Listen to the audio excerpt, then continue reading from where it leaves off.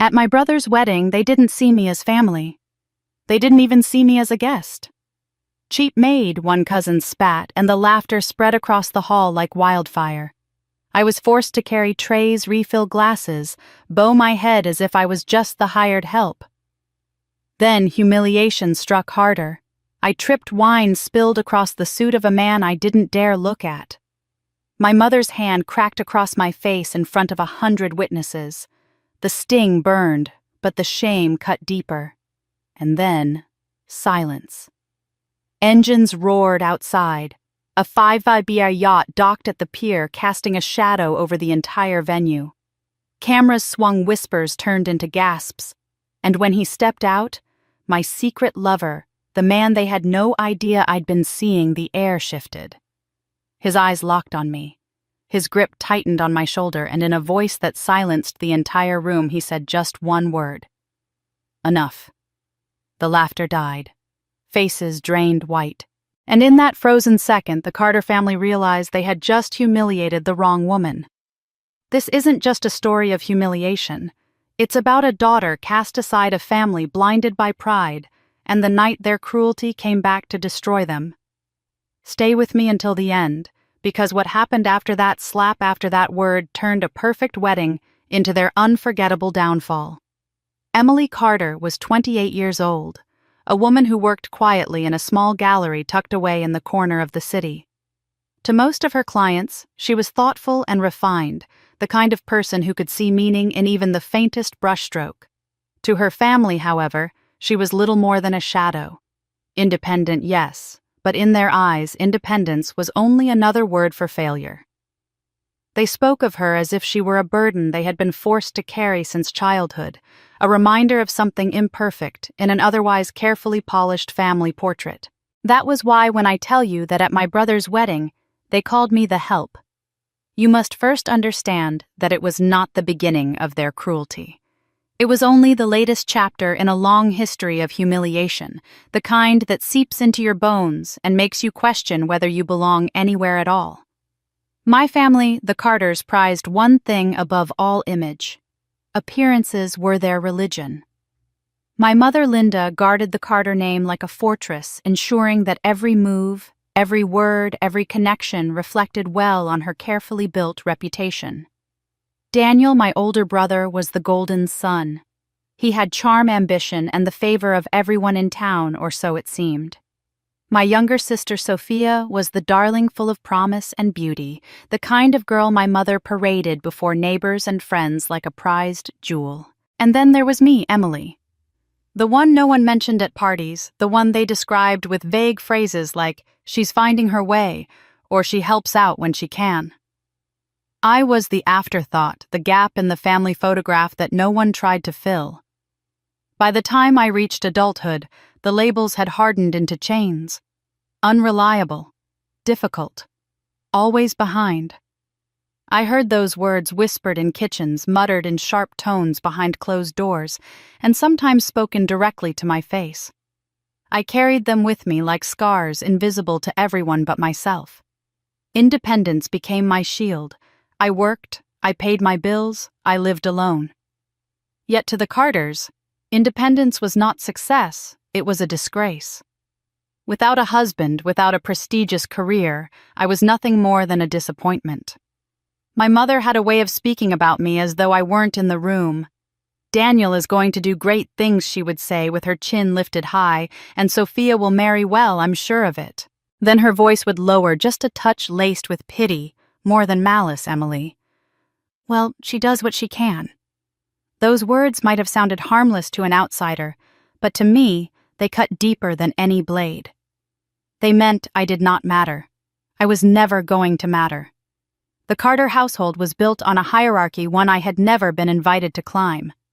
Daniel's accomplishments. His scholarship offers, his internship with a senator, his engagement to the mayor's daughter were polished and displayed like trophies. Sophia's beauty and charm were celebrated at every family dinner, every community gathering. And me. If I brought home a paycheck or even the smallest recognition for my work, it was brushed aside, ignored, or at best treated like a curiosity. I had grown used to silence in those moments because speaking up never changed anything, if I defended myself. My mother's eyes would narrow and Daniel would laugh, shaking his head as though I had proven his point that I was too sensitive, too fragile, too eager to demand attention I had not earned. Sophia would roll her eyes and whisper to him, and I would feel the heat rise in my face as I sank back into the corner where they always seemed to push me. That corner was where I lived even when I stood in the same room. Invisible. Forgotten. But invisibility does not erase memory. I remembered every word, every look, every dismissal. I remembered the Christmas mornings when Daniel's gifts overflowed under the tree wrapped in gold ribbons, while mine sat off to the side, smaller wrapped in leftover paper. I remembered birthdays when Sophia's friends filled the house with laughter, while mine were little more than quiet dinners that ended before the cake was finished. I remembered my mother's sharp sigh when I spoke of dreams beyond the Carter name. Don't get ahead of yourself, Emily. You're not like Daniel. You're not like Sophia. And maybe she was right. I wasn't like them. By the time my brother's wedding loomed on the horizon, I already knew what to expect.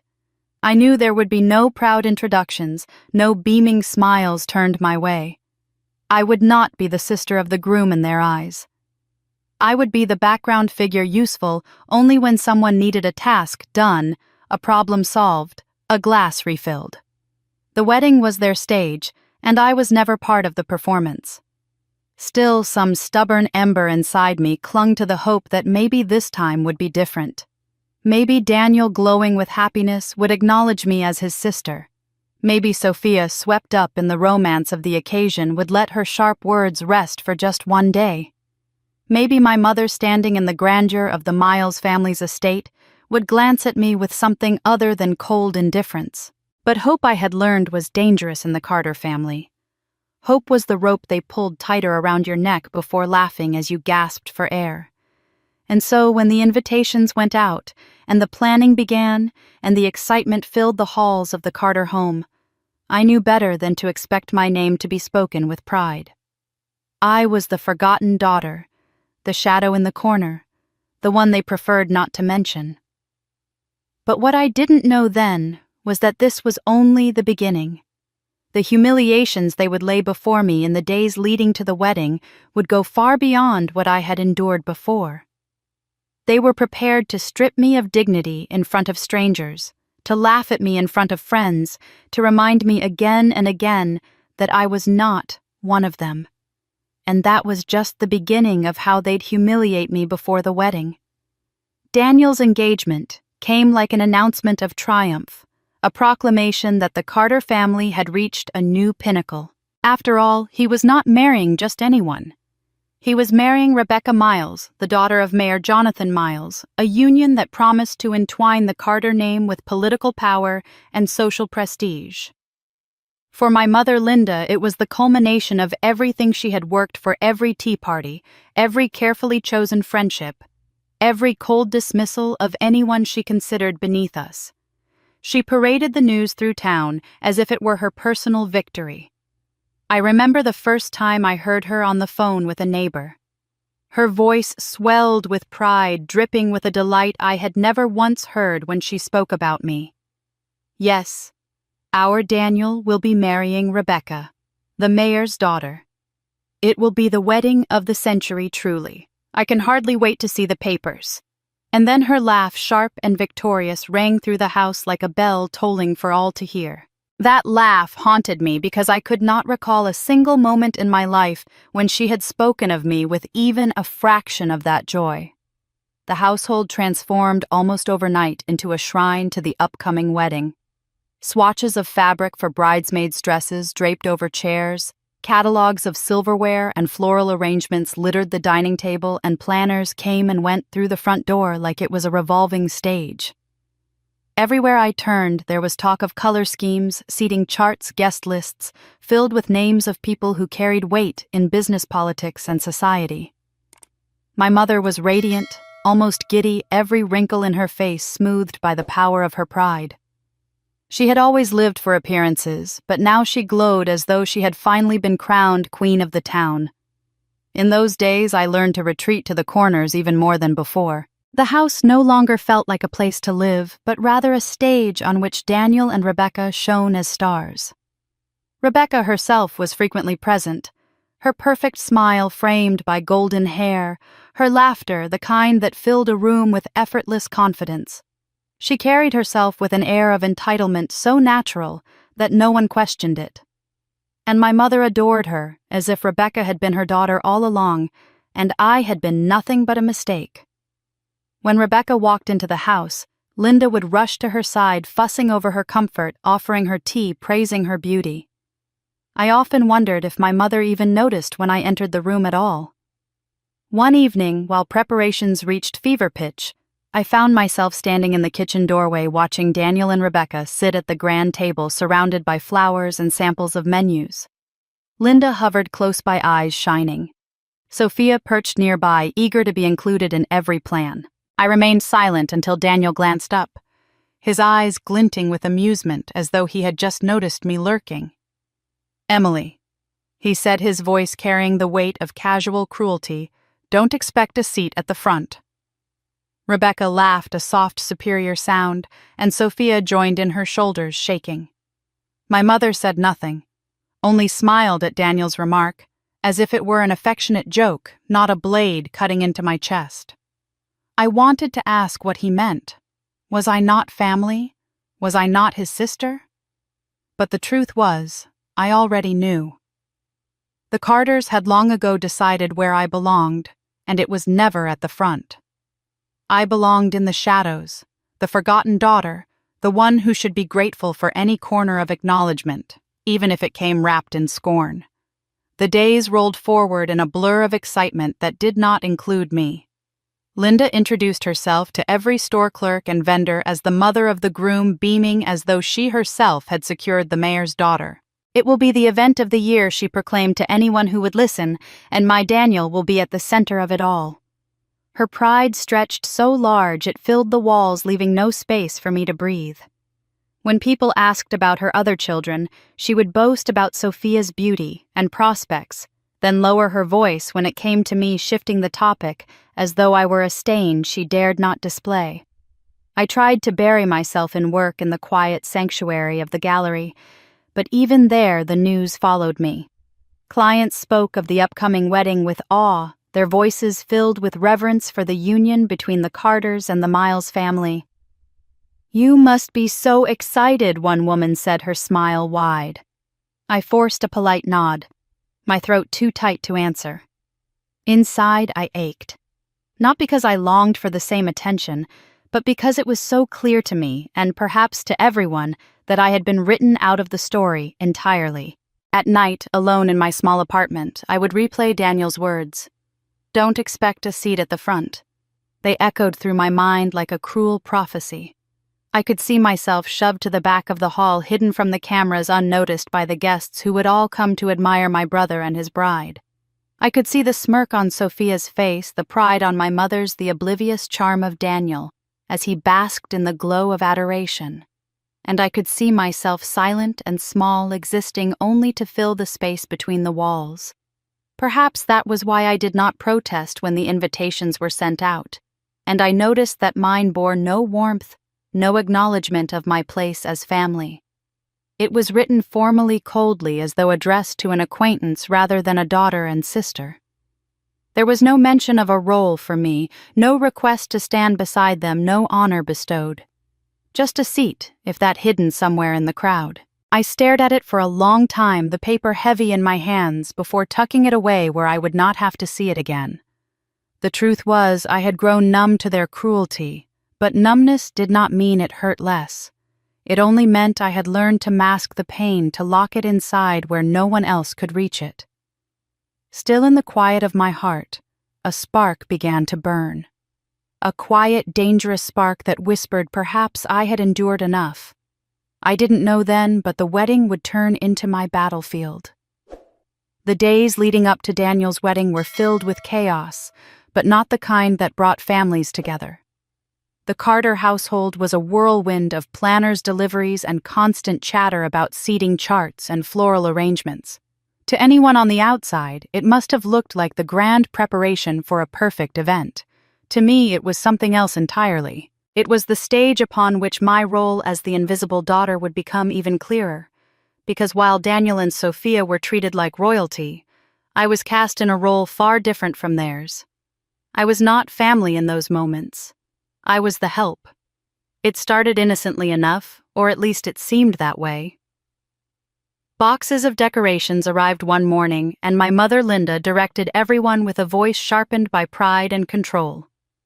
Daniel, check with the florist. Sophia, make sure Rebecca's dress is delivered on time. Then her eyes landed on me, her lips pursed in the way that always made my stomach knot. Emily, take those boxes to the basement. They're heavy, but you can manage. There was no question in her voice, no hint of request. It was a command the kind you gave to a servant. I obeyed silently, though my arms ached as I lugged the cartons down the narrow staircase. When I returned, dust clinging to my shirt, I found no acknowledgement, not even a glance of thanks. Later that afternoon, Linda noticed the scuff marks left on the wooden floor by the deliveryman's carts. Her expression twisted in irritation, and again her eyes sought me out. Emily, get a rag and scrub this floor. Quickly, before the guests arrive. Sophia snickered from her perch on the sofa, flipping through a glossy magazine filled with wedding gowns. She tilted her head just enough to watch me kneel on the floor, rag in hand, scrubbing while everyone else carried on their roles as if mine were natural expected. The humiliation burned hot on my cheeks, but I said nothing. The tasks piled on. Carry these trays into the kitchen, haul out the trash, wipe down the silverware. Each one was given with the ease of a woman who had long since stopped seeing her daughter as anything more than convenient labor. Linda issued her orders briskly, never once pausing to consider how they looked to the strangers moving in and out of the house. To them, I must have seemed like hired staff, another pair of hands meant to keep the grand machine running smoothly. Not once did she correct the impression. Sophia was the one who twisted the knife. As I bent to lift a stack of plates from the dining table, she leaned close to Daniel, her voice pitched just loud enough to carry. Look at Emily, the family maid. The words hit me like a blow, but the laughter that followed was worse. Daniel chuckled. Rebecca smiled, and even Linda's lips curved in the faintest smirk, as though she too found the comparison amusing. My fingers tightened around the plates until I feared they might shatter, but I forced myself to set them down gently.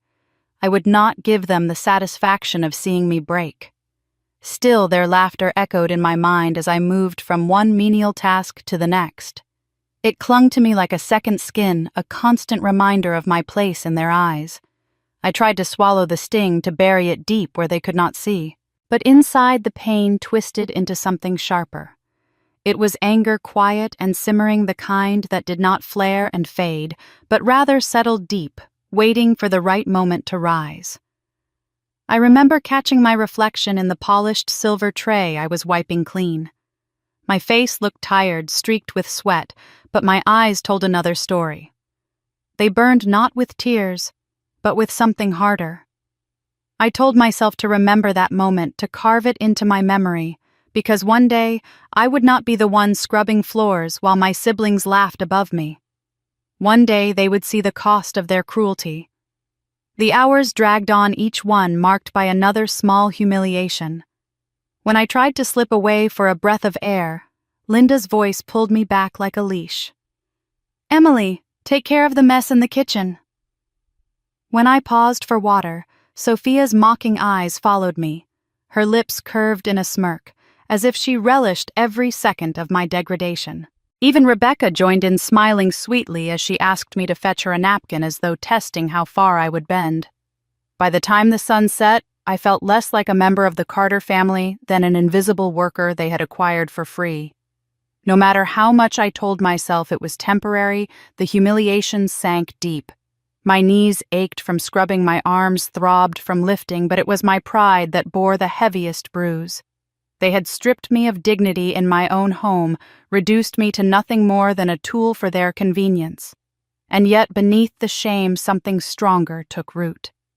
Every time they laughed, every time Sophia called me the family maid, Every time my mother barked an order, as though I owed her servitude, the anger inside me grew. It whispered promises in the quiet moments, promises I clung to, because they were the only shield I had left. I did not weep that night. I lay awake staring at the ceiling, and I made myself a vow. One day I promised myself they'd choke on their own laughter. After a long day of scrubbing floors and carrying trays while my siblings laughed, I returned to my apartment with exhaustion in my bones but fire in my chest. I wanted nothing more than to close the door on the Carter household and forget, at least for a few hours, the sting of Sophia's mocking voice calling me the family maid. The humiliation clung to me, yet so did the vow I had made in silence. And in that vow, in the hidden corners of my life that my family knew nothing about, there was one person who reminded me that I was more than their servant. His name was Alexander. I had met him months earlier in the most ordinary way, or at least that was how it appeared. He was a man of quiet confidence, the kind who blended into a room not by lack of presence, but by choice. We met at a cafe near the gallery where I worked, a place I often visited when I needed to escape the suffocating weight of my family's expectations. He noticed me struggling with a stack of art portfolios one evening and offered a hand. His smile was warm, his voice steady, and in that moment I felt seen in a way I rarely did. Not as the Carter disappointment, not as the shadow of Daniel or Sophia, but as myself. Our connection grew in stolen evenings, quiet dinners, and long walks where conversation flowed easily. He never flaunted wealth or status, never spoke of power or privilege. Instead, he listened. He listened when I confessed the hurt of being overlooked, the frustration of always being the forgotten one. He listened when I admitted how I longed to be valued for who I was, rather than dismissed as who I was not. And he never told me I was exaggerating, never minimized the pain. Instead, he said words that stayed with me, Emily, the way they see you doesn't define you. It only shows their blindness. I didn't know much about him beyond what he allowed me to glimpse. He was reserved about his work, though, now, and then he let slip fragments, negotiations, travel, late-night calls with partners. But he brushed them off quickly, steering the conversation back to me as if his world could wait while mine unfolded. There was an elegance in the way he carried himself, subtle but undeniable, yet I never pressed him. Perhaps I feared that if I asked too many questions, I would find he belonged to the same world that had so often rejected me. For now, it was enough to feel safe in his company, to feel as though I mattered. To my family, of course, Alexander did not exist. They believed me to be single, incapable of attracting anyone of worth, and they never hesitated to remind me of it. At dinner one evening, Sophia smirked as she leaned across the table. "Emily, maybe at Daniel's wedding you'll meet someone who doesn't mind." "Well, you." Her laughter rang in my ears while my mother's eyes swept over me, dismissive and cold. I remained silent because there was no point in defending myself. To them, I was hopeless. To them, I was destined to live alone, poor and forgotten. If only they had known the truth. When I left the house that night, I went straight to Alexander's apartment, tucked away in a quiet building near the water. He opened the door with that familiar, steady smile, and for the first time all day, the weight on my chest loosened. We sat together by the window, the city lights shimmering in the distance, and I told him everything. I told him how Sophia had laughed, how Daniel had smirked, how my mother had ordered me about, as though I were nothing more than staff. I spoke until my throat was raw, and he never interrupted, never looked away. When I finished, he reached for my hand, his grip firm and reassuring. One day, he said quietly, "They will see who you are, and when that day comes, they will regret every word." His eyes held mine steady and unflinching, and for a moment I almost believed it. But doubt lingered in me, shaped by years of their scorn. I shook my head softly. "You don't know them. They don't change. They'll never see me differently." His lips curved into a faint smile. "Then maybe it is not they who need to change, Emily. Maybe it is the stage upon which they are forced to look." I didn't understand what he meant then, not fully. To me, they were just comforting words, another kindness in a life where kindness was rare. But there was something in the way he said it, something in the calm certainty of his tone that made me wonder if he knew more than he let on. He didn't elaborate, though, and I didn't press. It was enough that he believed in me when no one else did. When I finally returned home that night, I lay in bed replaying his words. They were a balm on the rawness of my wounds, though a part of me dismissed them as impossible dreams. Still, I clung to them because they gave me something my family never had: hope. Hope that I was not destined to always be invisible, hope that one day their cruelty would no longer define me. What I didn't know then, what none of them could have imagined, was how soon that day would come, and how devastating it would be for the Carters. If only they knew who was waiting for me that night. The night after I had seen Alexander, after his quiet words had given me a rare moment of hope, I returned once more to the Carter home. There was a family dinner arranged to celebrate yet another stage in Daniel's wedding preparations. These dinners had become a routine by then, opportunities for my mother to showcase her pride, for Daniel to revel in his importance, and for Sophia to bask in the reflected glow of their success. For me, they were reminders of where I stood, or rather where I did not stand in this family. The dining room was bright and carefully set crystal glasses lined neatly beside polished silver, the scent of roasted lamb filling the air.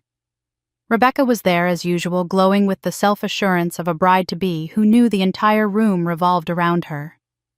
She sat beside Daniel at the head of the table, her hand draped casually over his, her laugh tinkling like glass. Linda hovered nearby, her eyes shining with pride at the spectacle she had orchestrated. When I entered the room, there was no chair waiting for me. At first, I stood awkwardly glancing at the long table filled with relatives and friends who had gathered to celebrate the upcoming wedding. Daniel looked up and smirked. "Emily," he said, gesturing toward the kitchen with a mocking lift of his chin. "Why don't you make yourself useful back there?" His voice carried, and several guests chuckled uncomfortably, not sure whether to laugh or look away. Rebecca smiled faintly, her eyes flicking over me with cool dismissal. I hesitated, heat rising in my face. I could feel the eyes of the guests on me, watching to see what I would do. My mother's voice cut through the silence, firm and sharp. "Daniel's right. Emily, there isn't room here. Go to the kitchen. It's better that way." Her tone was not apologetic, not even indifferent. It was final, an order disguised as practicality. And so I obeyed, because defiance in that house always ended in sharper humiliation. In the kitchen, the clatter of dishes replaced the laughter from the dining room. The air smelled of steam and grease instead of roasted lamb. I sat at the edge of a counter, a small plate in front of me, listening to the muffled voices drifting through the doorway. Every now and then, laughter would erupt, and I could picture Daniel at the center of it, raising a glass, making everyone lean closer to catch his words. I was invisible, shut out as though I were an uninvited guest in my own family's home.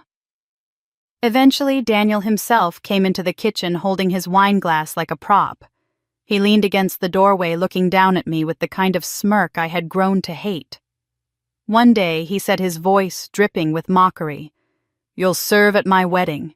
You'll be carrying trays instead of sitting with the guests." He sipped his wine and chuckled, the sound carrying back into the dining room, where others heard and laughed as well. The words stung more than I wanted to admit. They stung because they carried the ring of truth. At that moment, I was serving. I was not a guest, not a sister of the groom, but someone hidden in the kitchen, expected to be grateful for scraps of food and the chance to exist in their shadow. I forced myself not to respond, not to give him the satisfaction of seeing the hurt on my face. Before I could retreat into silence again, Linda appeared behind him, her expression one of absolute certainty.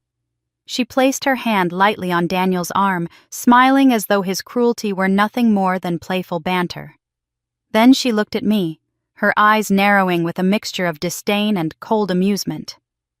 "That's all she's good for," my mother said. The words landed heavier than any slap. They stripped away even the pretense of family, reducing me openly, unapologetically, to nothing more than a servant in their eyes. I wanted to shout then, to remind them that I was flesh and blood, that I had as much right to sit at that table as Daniel or Sophia or anyone else. I wanted to tell the guests who sat laughing in the next room that I was not the maid, that I was not the disappointment they painted me to be. But the words lodged in my throat, smothered by years of conditioning, by the knowledge that in that house my voice had never mattered. Instead, I sat there with my small plate of food, my back straight, my hands steady though inside I was burning. Every word they spoke was another strike against me, another reminder that they did not see me as a daughter or a sister, but as a liability, an embarrassment, someone to be hidden away. Yet beneath the hurt, anger simmered. It grew stronger each time they laughed, each time they dismissed me, each time my mother looked at me as if I were nothing. That night I walked back to my apartment with their words echoing in my ears. Daniel's taunt, my mother's judgment, the laughter of the guests, it all fused into one cruel refrain. I carried it with me, heavy as a stone, knowing that no matter how much I tried to shield myself, the wound would stay raw. But I also carried something else. The faint, steady memory of Alexander's hand in mine, his voice reminding me that their blindness did not define me. Even so, I could not escape the bitter irony of Daniel's words. "One day you'll serve at my wedding." At the time, it had been nothing more than a cruel joke meant to remind me of my place. And that cruel joke became my ugly reality. The memory of that dinner lingered long after I had left the Carter home. Daniel's mocking voice telling me I would one day serve at his wedding. My mother's cold remark that it was all I was good for, those words rattled inside me like stones in an empty jar. Yet as sharp as they were, nothing prepared me for what came next. The final insult before the wedding itself, the insult delivered not through laughter or a cutting remark, but through paper and ink. The invitations had been sent out in waves, each one a work of art. I had seen the proofs weeks earlier, heavy cream cardstock embossed with gold lettering, the kind of invitations meant to impress the elite of the city. My mother had shown them proudly to neighbors, her voice swelling with pride as she traced her finger over Daniel and Rebecca's names. She called it a keepsake, a piece of history for the Carter family. But when mine arrived, slipped into my mailbox on a cold morning, it was not a keepsake. It was a weapon. The envelope bore my name spelled wrong. Instead of Emily Carter, it read, Emily Cater, the sort of mistake that could not have been an accident. My mother had reviewed every detail of that wedding with obsessive precision. She had ensured the calligrapher captured every flourish on Rebecca's name, every elegant curve of Daniel's.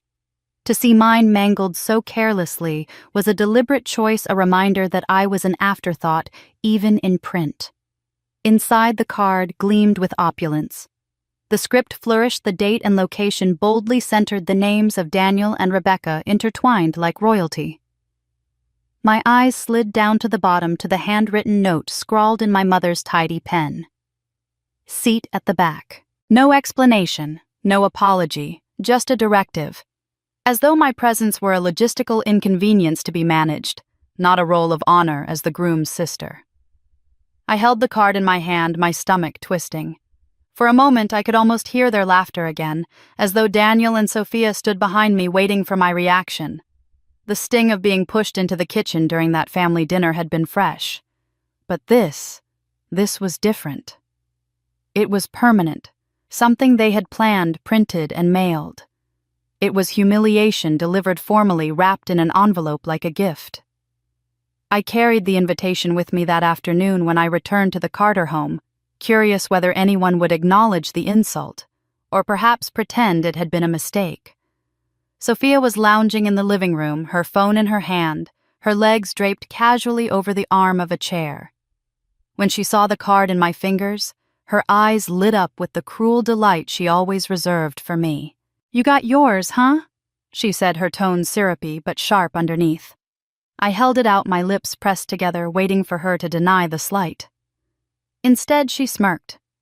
"We didn't even want to invite you, you know. Mother said it would look bad if you weren't there at all. So back row. It's more than you deserve." She laughed, then not the kind of laugh that came from humor, but the kind meant to wound. The kind that told me I was less than nothing in her eyes. For a moment I thought of tearing the card in half right there in front of her, throwing the pieces at her feet and walking out. But something in me stopped. Rage burned hot, yes, but beneath it was something colder, steadier. I slipped the card back into the envelope and tucked it under my arm without a word. My silence seemed to irritate her, for she frowned as though my lack of reaction robbed her of the satisfaction she craved. Inside, though, I was not silent. Inside, my resolve was hardening. They could spell my name wrong, they could shove me to the back, they could mock me until their voices cracked, but I would not let them decide who I was. For so long I had borne their scorn in silence, absorbing every slight until it felt like part of me. But holding that invitation with its careless insult and deliberate dismissal, something shifted. I began to understand that my silence had been their weapon. They had counted on it. They had built their confidence on the certainty that I would never fight back. As I left the house that evening, Sophia's laughter echoing behind me, I gripped the envelope so tightly the edges cut into my palm. The pain was sharp, but it grounded me. I thought of Alexander's words, his quiet promise that one day they would regret every cruelty. For the first time, I allowed myself to believe him. Not just hope, but believe. Because the moment I saw my name butchered and my place relegated to the shadows, I knew that I could not endure it forever. I walked out into this cold night air, the weight of the invitation pressing against my chest. They thought they had defined me with their insults, but they were wrong. That card meant to humiliate me was the spark that lit something far more dangerous than they imagined. It was the moment when pain turned into resolve, when humiliation transformed into defiance. That's when I decided I wouldn't let them win.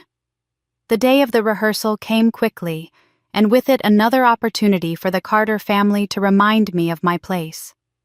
The humiliation of the invitation still burned in my chest, the careless misspelling of my name, and the cold instruction that I was to sit in the back. It had been meant to put me in my place, and in a way it had. It reminded me that as far as my family was concerned, I had no real place at all. By the time I arrived at the rehearsal venue, I knew better than to expect warmth or acknowledgement. The venue itself was dazzling, a grand ballroom with crystal chandeliers and tall arched windows that overlooked the water.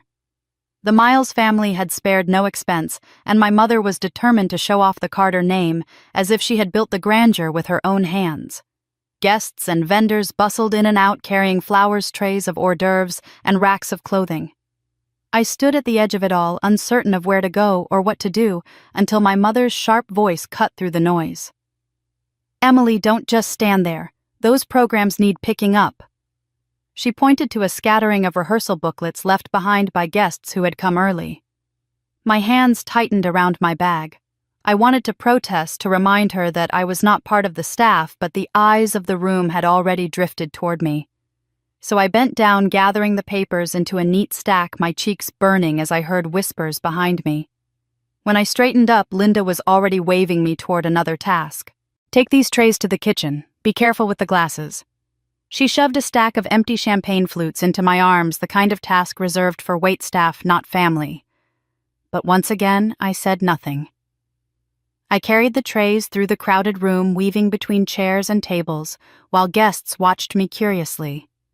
To them, I must have looked like I belonged in that role, a hired helper dressed too plainly to be one of the family. As I passed by a group of relatives chatting near the bar, one leaned toward another and asked in a low voice that still carried far enough for me to hear, "I didn't know they hired extra help for the rehearsal." "She seems new." The other chuckled softly. "Maybe she's one of Rebecca's staff." My throat tightened, but I kept walking, careful not to let the glasses clink too loudly. Later, as I bent down to pick up discarded napkins from beneath a table, one of the vendors approached me with a polite smile. "Excuse me, miss, can you tell me where to set the floral arrangements?" His assumption was natural, perhaps even innocent, but it sank into me like another stone. To him, I wasn't the sister of the groom. I was just another pair of hands in a black dress, someone who worked quietly in the background. I looked up at Linda, then silently pleading with her to step in to correct the mistake, to remind this stranger that I was her daughter. She caught my eye, but instead of speaking up, she gave a dismissive smile and said, "She's just helping." Her voice was calm, casual, as if the explanation were enough to erase any embarrassment. Just helping. That was how she described me to everyone, reducing me to nothing more than a convenient shadow. The words stung worse than the tasks themselves.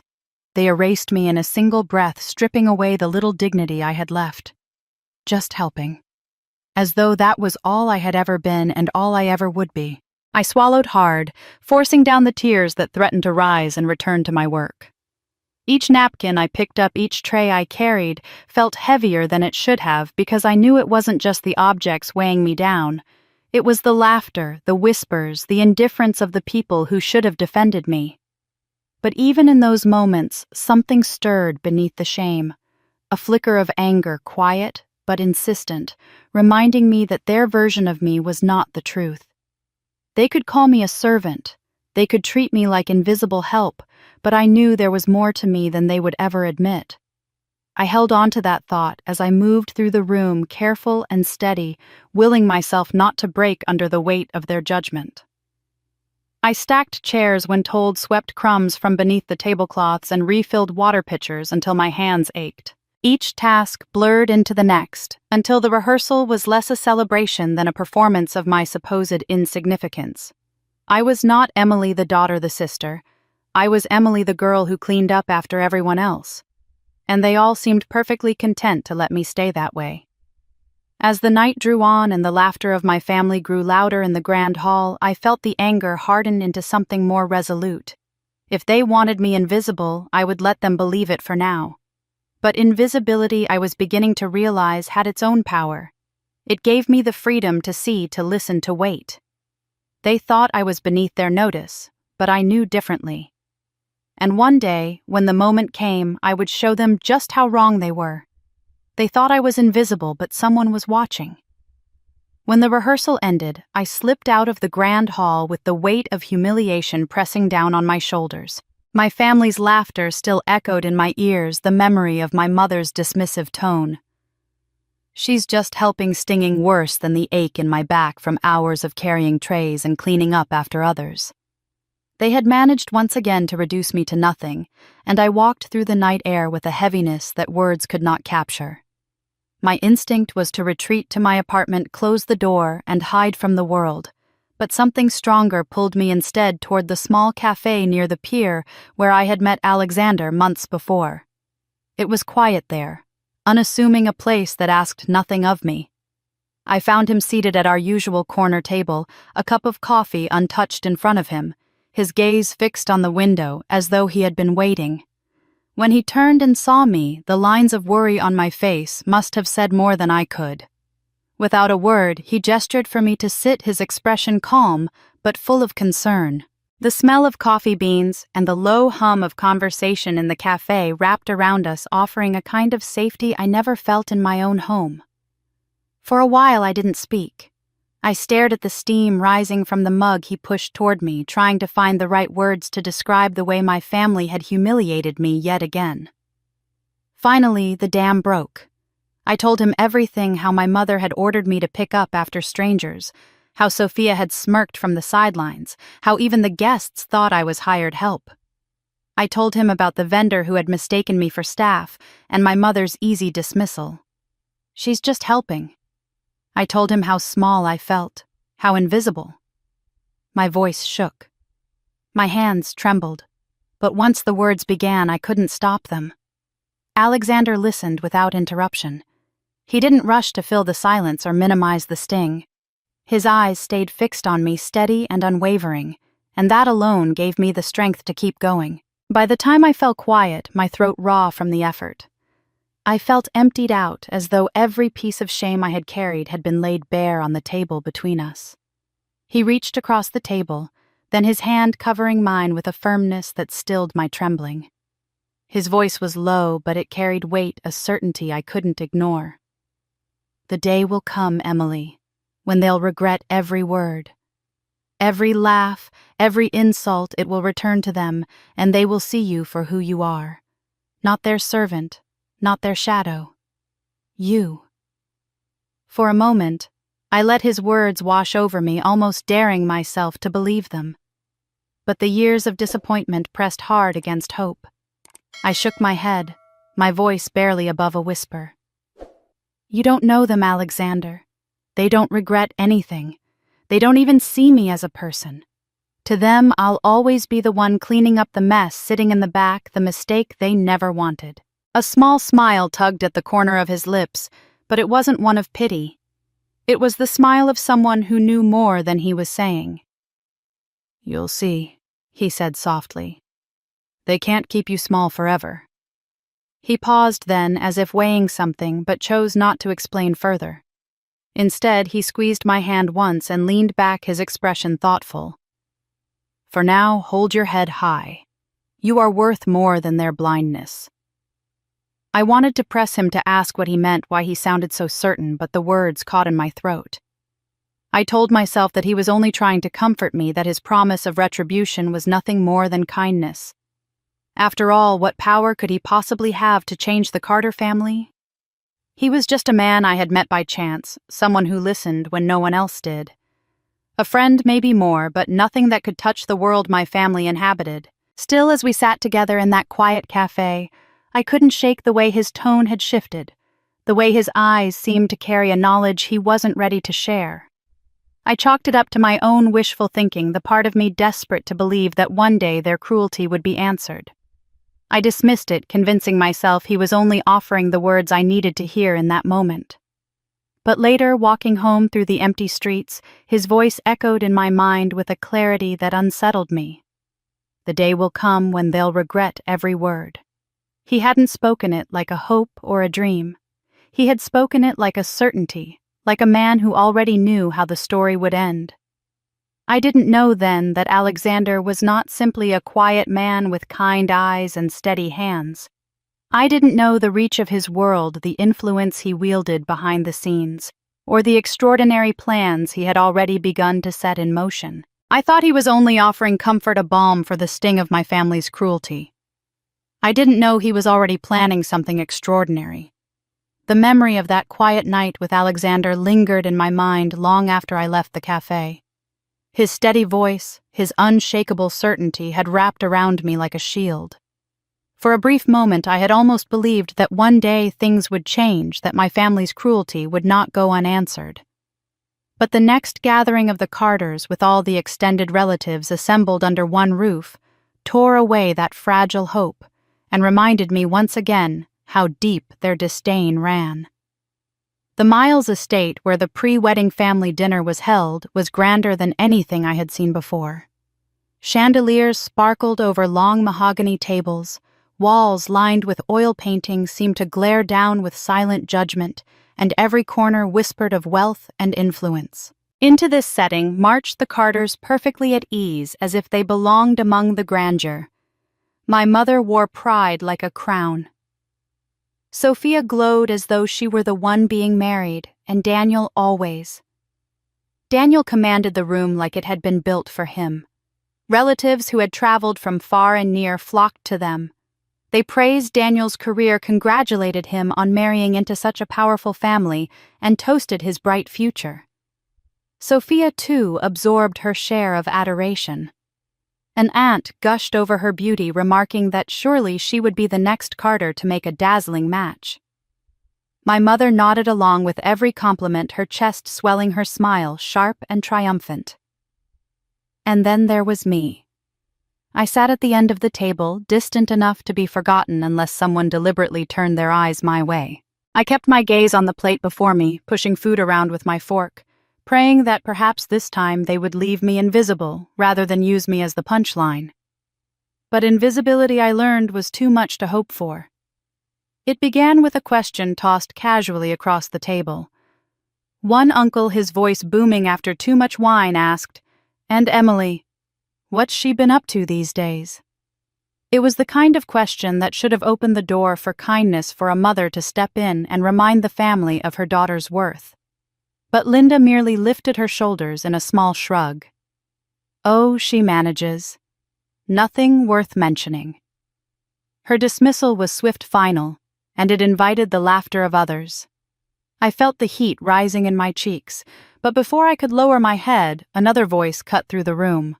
One of my uncles leaned forward, his lips curling into a cruel smirk. "Emily, you're basically the help, aren't you? Always cleaning up, always in the background. Maybe that's where you belong." His words struck the air like a slap, and the table erupted in a wave of laughter. Some chuckled awkwardly, others laughed outright, but none spoke against him. My fork slipped from my hand, clattering against the plate, but no one seemed to notice.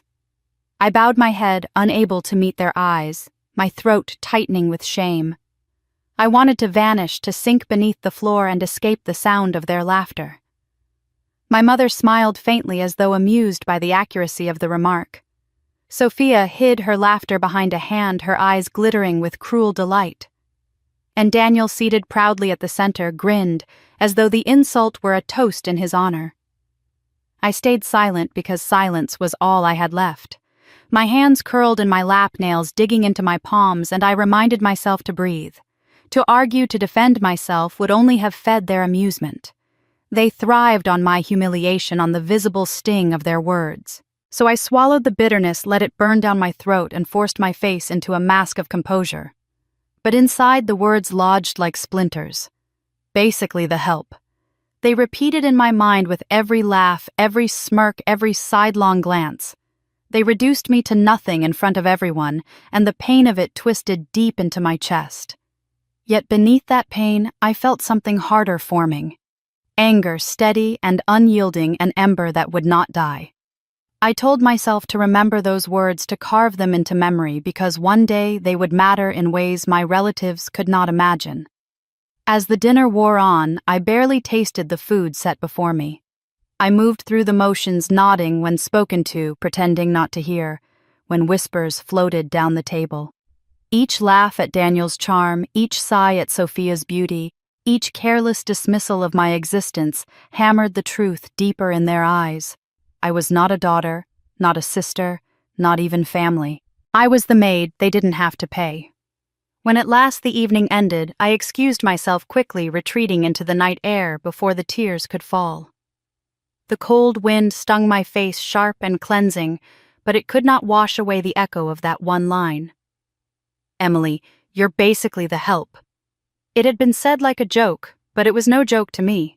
It was a verdict, one they all seemed eager to enforce. I walked home with my head bowed, but in my heart something rose. A promise. Those words meant to diminish me would not vanish. They would return louder and sharper in a place and time none of them expected. Those words would echo again louder on the wedding day. The remark from my Uncle Emily, "You're basically the help," still echoed in my ears days later, long after the family gathering had ended. It wasn't just the words themselves, but the way the laughter had filled the room, the way my mother's faint smile had confirmed what they all believed. That night, I told myself I would never forget it, that the sting of their mockery would fuel something stronger in me. Yet even as I tried to carry that promise like armor, the next ordeal came swiftly tearing into me in a way I had not expected. It happened in a bridal boutique surrounded by lace and silk under the glow of soft lights that should have celebrated love, but instead became the stage for yet another humiliation. Rebecca had invited a small group for a private fitting session, my mother Sophia a few of her closest friends. I was told to come as well, though not with the same warmth extended to the others. "You may as well be there," Linda had said. "You can make yourself useful." I should have known then what my role would be, but I still went hoping perhaps the cruelty would pause, if only for one afternoon. The boutique was elegant rows of gowns displayed like art pieces, their ivory fabrics shimmering beneath glass chandeliers. Rebecca stood at the center, radiant, her smile wide as she twirled in front of the mirrors, in a gown that seemed to have been made for her. The others gasped and clapped, showering her with praise. "You look divine," Sophia gushed, her voice dripping with envy masked as admiration. Linda dabbed her eyes, murmuring about how perfect her future daughter-in-law was. I lingered at the edge of the room, my hands clasped together, unsure of why I had even been asked to attend. I was invisible again, until Rebecca turned her eyes toward me with a mischievous glint. Emily, she said sweetly. Too sweetly. Come here. I hesitated, wary of the tone in her voice. She held up another gown simpler than the one she wore, but still stunning, its fabric heavy with intricate beading. Would you mind trying this one on? I just want to see how it looks off the rack. The room fell silent for a moment, every gaze turning toward me. My stomach tightened. I opened my mouth to refuse to remind her that I was not the bride, but Linda's sharp glance silenced me. There was no choice. Taking the gown in trembling hands, I retreated to the fitting room.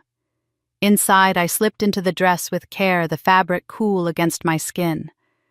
When I looked at myself in the mirror, a strange ache rose in my chest. For a fleeting moment, I almost looked like someone else, someone who belonged, someone worthy. But I knew better than to linger on the thought. Taking a deep breath, I stepped out into the boutique. The reaction was immediate. Rebecca's lips curved into a smile that didn't reach her eyes. Sophia covered her mouth with her hand, suppressing a laugh. Linda tilted her head, appraising me not with pride but with something closer to disdain.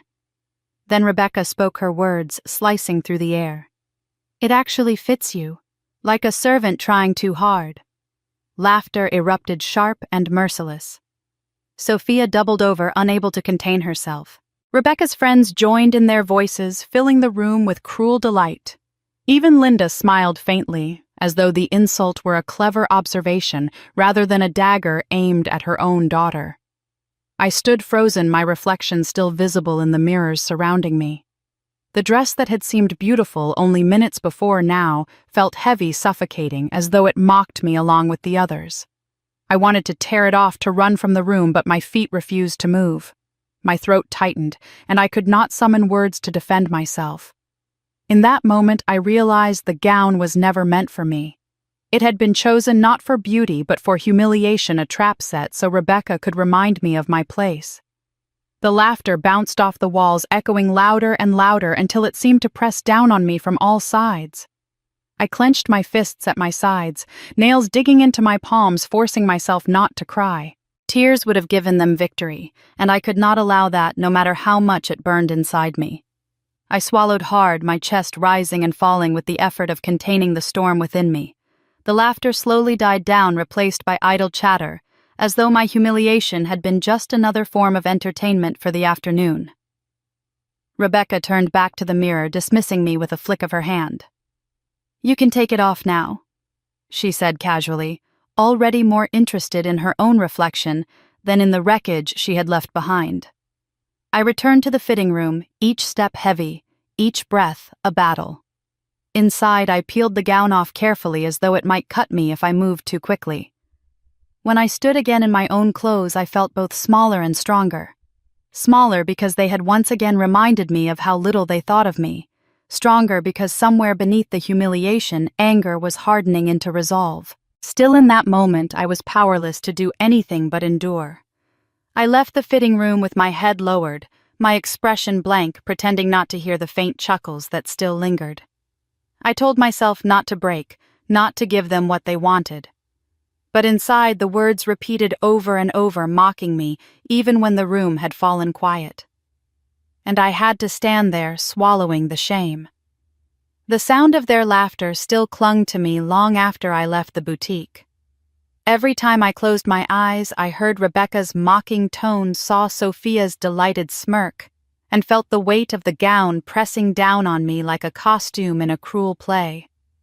I walked home with my fists clenched, the humiliation raw on my skin, and when I finally sank into the quiet of my apartment, the silence offered no comfort. I wanted to vanish, to erase the memory of standing before them like a jester in borrowed finery, but it refused to let me go. My phone buzzed on this table, and for a moment I considered ignoring it, afraid it might be another message from my mother with some new demand. But when I picked it up, I saw Alexander's name glowing on the screen. There was no greeting, no explanation, just one line that sent a strange shiver through me. "Stand tall. When the time comes, don't bow." I stared at the words, reading them again and again, as though their meaning might change if I looked long enough. Stand tall.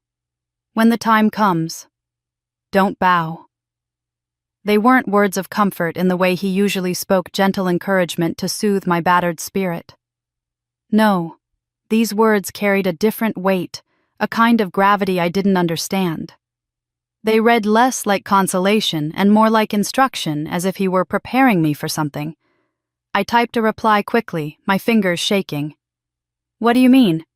What time?"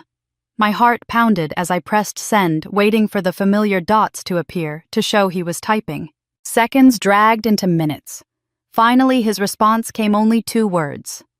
"You'll see." I wanted to scream at the screen to demand he explain himself, but I knew better. Alexander never spoke without reason, and when he withheld, it wasn't because he had nothing to say, it was because he had already decided I wasn't meant to hear it yet.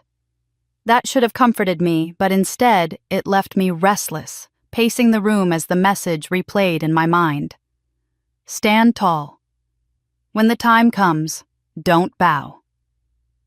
I tried to tell myself he was simply speaking in riddles, offering poetic encouragement the way some men liked to do when they wanted to sound mysterious.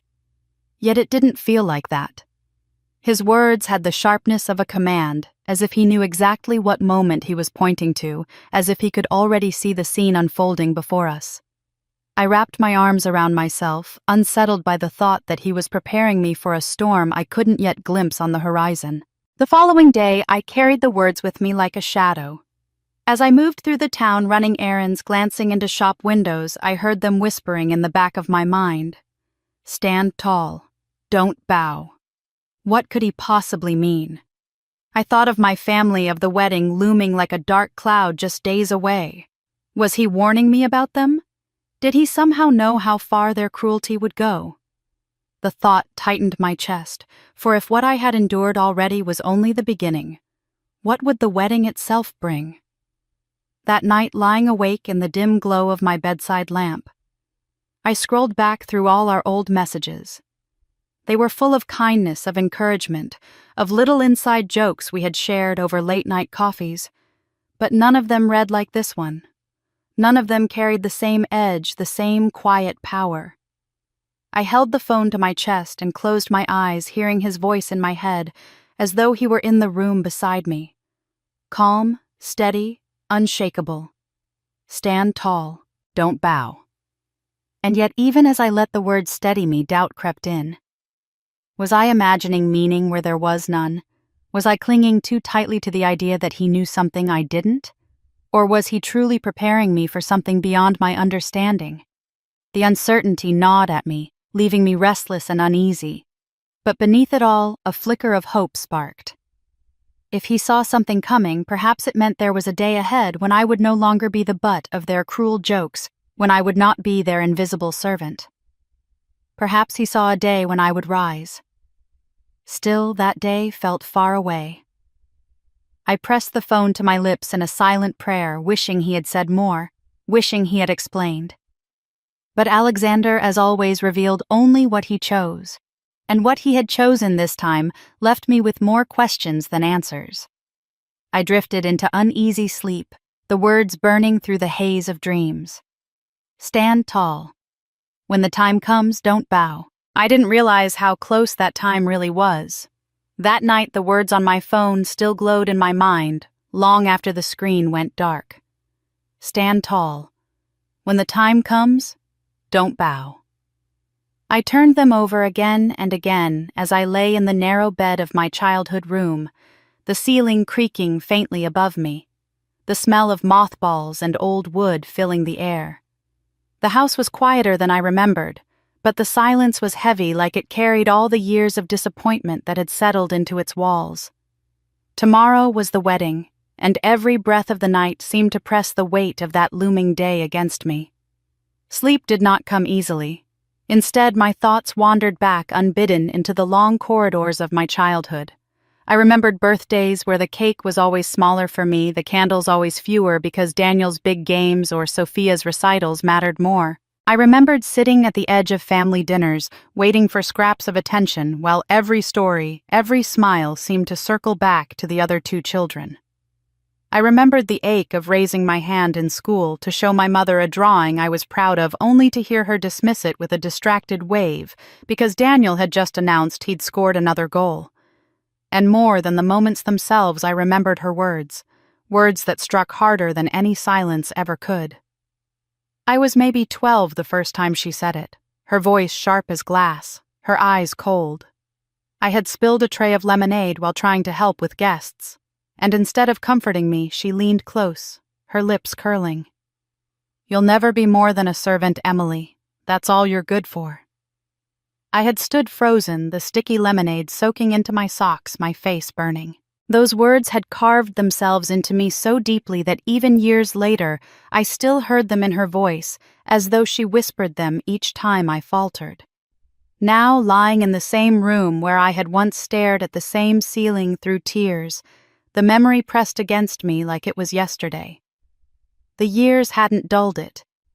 If anything, the rehearsal, the dress fitting, the jeers of my relatives had sharpened it anew, reminding me that to my family nothing had changed. They still saw me as less. They still saw me as the one who would always clean up their messes, the one who would always stand in the shadows while they basked in the light. But as I turned on my side and clutched the pillow to my chest, another memory stirred. Alexander's face, the steadiness in his eyes, the way his voice had carried certainty when he said, "The day will come when they'll regret every word." I thought again of his message. Stand tall. Don't bow. For the first time, I began to wonder if maybe he had seen the same truth I was just beginning to feel, that even though my family had spent years trying to chain me to their version of who I was more than what they had named me. A heat rose in my chest, not the hot burn of humiliation, but the steady fire of defiance. I whispered into the dark as though saying it aloud would make it true. I will not let them make me small. Not tomorrow. Not ever again. My voice shook, but I repeated it until it steadied. I thought of my mother's cruel certainty of her cold pronouncement that I would never be more than a servant, and I swore to myself I would prove her wrong. Not by begging for her approval, not by fighting for a place at their table, but by standing so tall they would be forced to look up. The night pressed on the hours slow and restless. At times, the old fear crept back in, whispering that perhaps nothing would change that. Perhaps tomorrow would only bring more laughter, more shame. But I pushed back against it with every ounce of will I had, gripping Alexander's words like a lifeline. I would not bow. I would not break. I would not live in the shadow of their scorn any longer. Eventually, exhaustion claimed me, though my mind still churned. My dreams were tangled fragments of voices and images, but even within them, I felt the echo of my vow. By the time dawn's light seeped through the curtains, pale and unforgiving, I sat up with a clarity I hadn't felt in years. Today would be the day my family tried to crush me beneath their power, but today would also be the day I began to rise. I whispered one last time into the stillness of the room, as if my mother could hear me through the walls. You said I'd never be more than a servant. Tomorrow you'll see. But the next day she would eat those words. The morning of the wedding dawned bright, almost cruelly so. The sun spilled through the curtains in golden streams, as if mocking the heaviness inside me. I rose from the bed with a heart pounding against my ribs, carrying both the weight of my vow from the night before and the gnawing dread of what was to come. I dressed carefully, though my options were limited. My wardrobe did not hold gowns of silk or dresses fit for gala halls. I chose instead a plain navy dress, modest in cut, the kind of thing one might wear to a church service rather than to a grand wedding. I stood before the mirror, smoothing the fabric, whispering Alexander's words once more to myself. Stand tall. Don't bow. Still, as I looked at my reflection, I could not silence the voice of doubt that whispered my mother's words. You'll never be more than a servant. The venue was a lavish affair, sprawling gardens filled with roses, a white canopy stretching high above glittering tables set with crystal and silver. Guests had already begun to arrive, their laughter carried on the breeze, their jewels flashing in the morning light. I moved carefully among them, head held as high as I could manage, though every step felt like walking into a cage. Conversations hushed as I passed, eyes flicked toward me, glances exchanged. A few offered polite smiles that didn't quite reach their eyes but most simply looked through me as though I were not one of them. Near the entrance, 2 women in expensive gowns whispered audibly. "Is she one of the staff?" One asked, her voice laced with mild curiosity.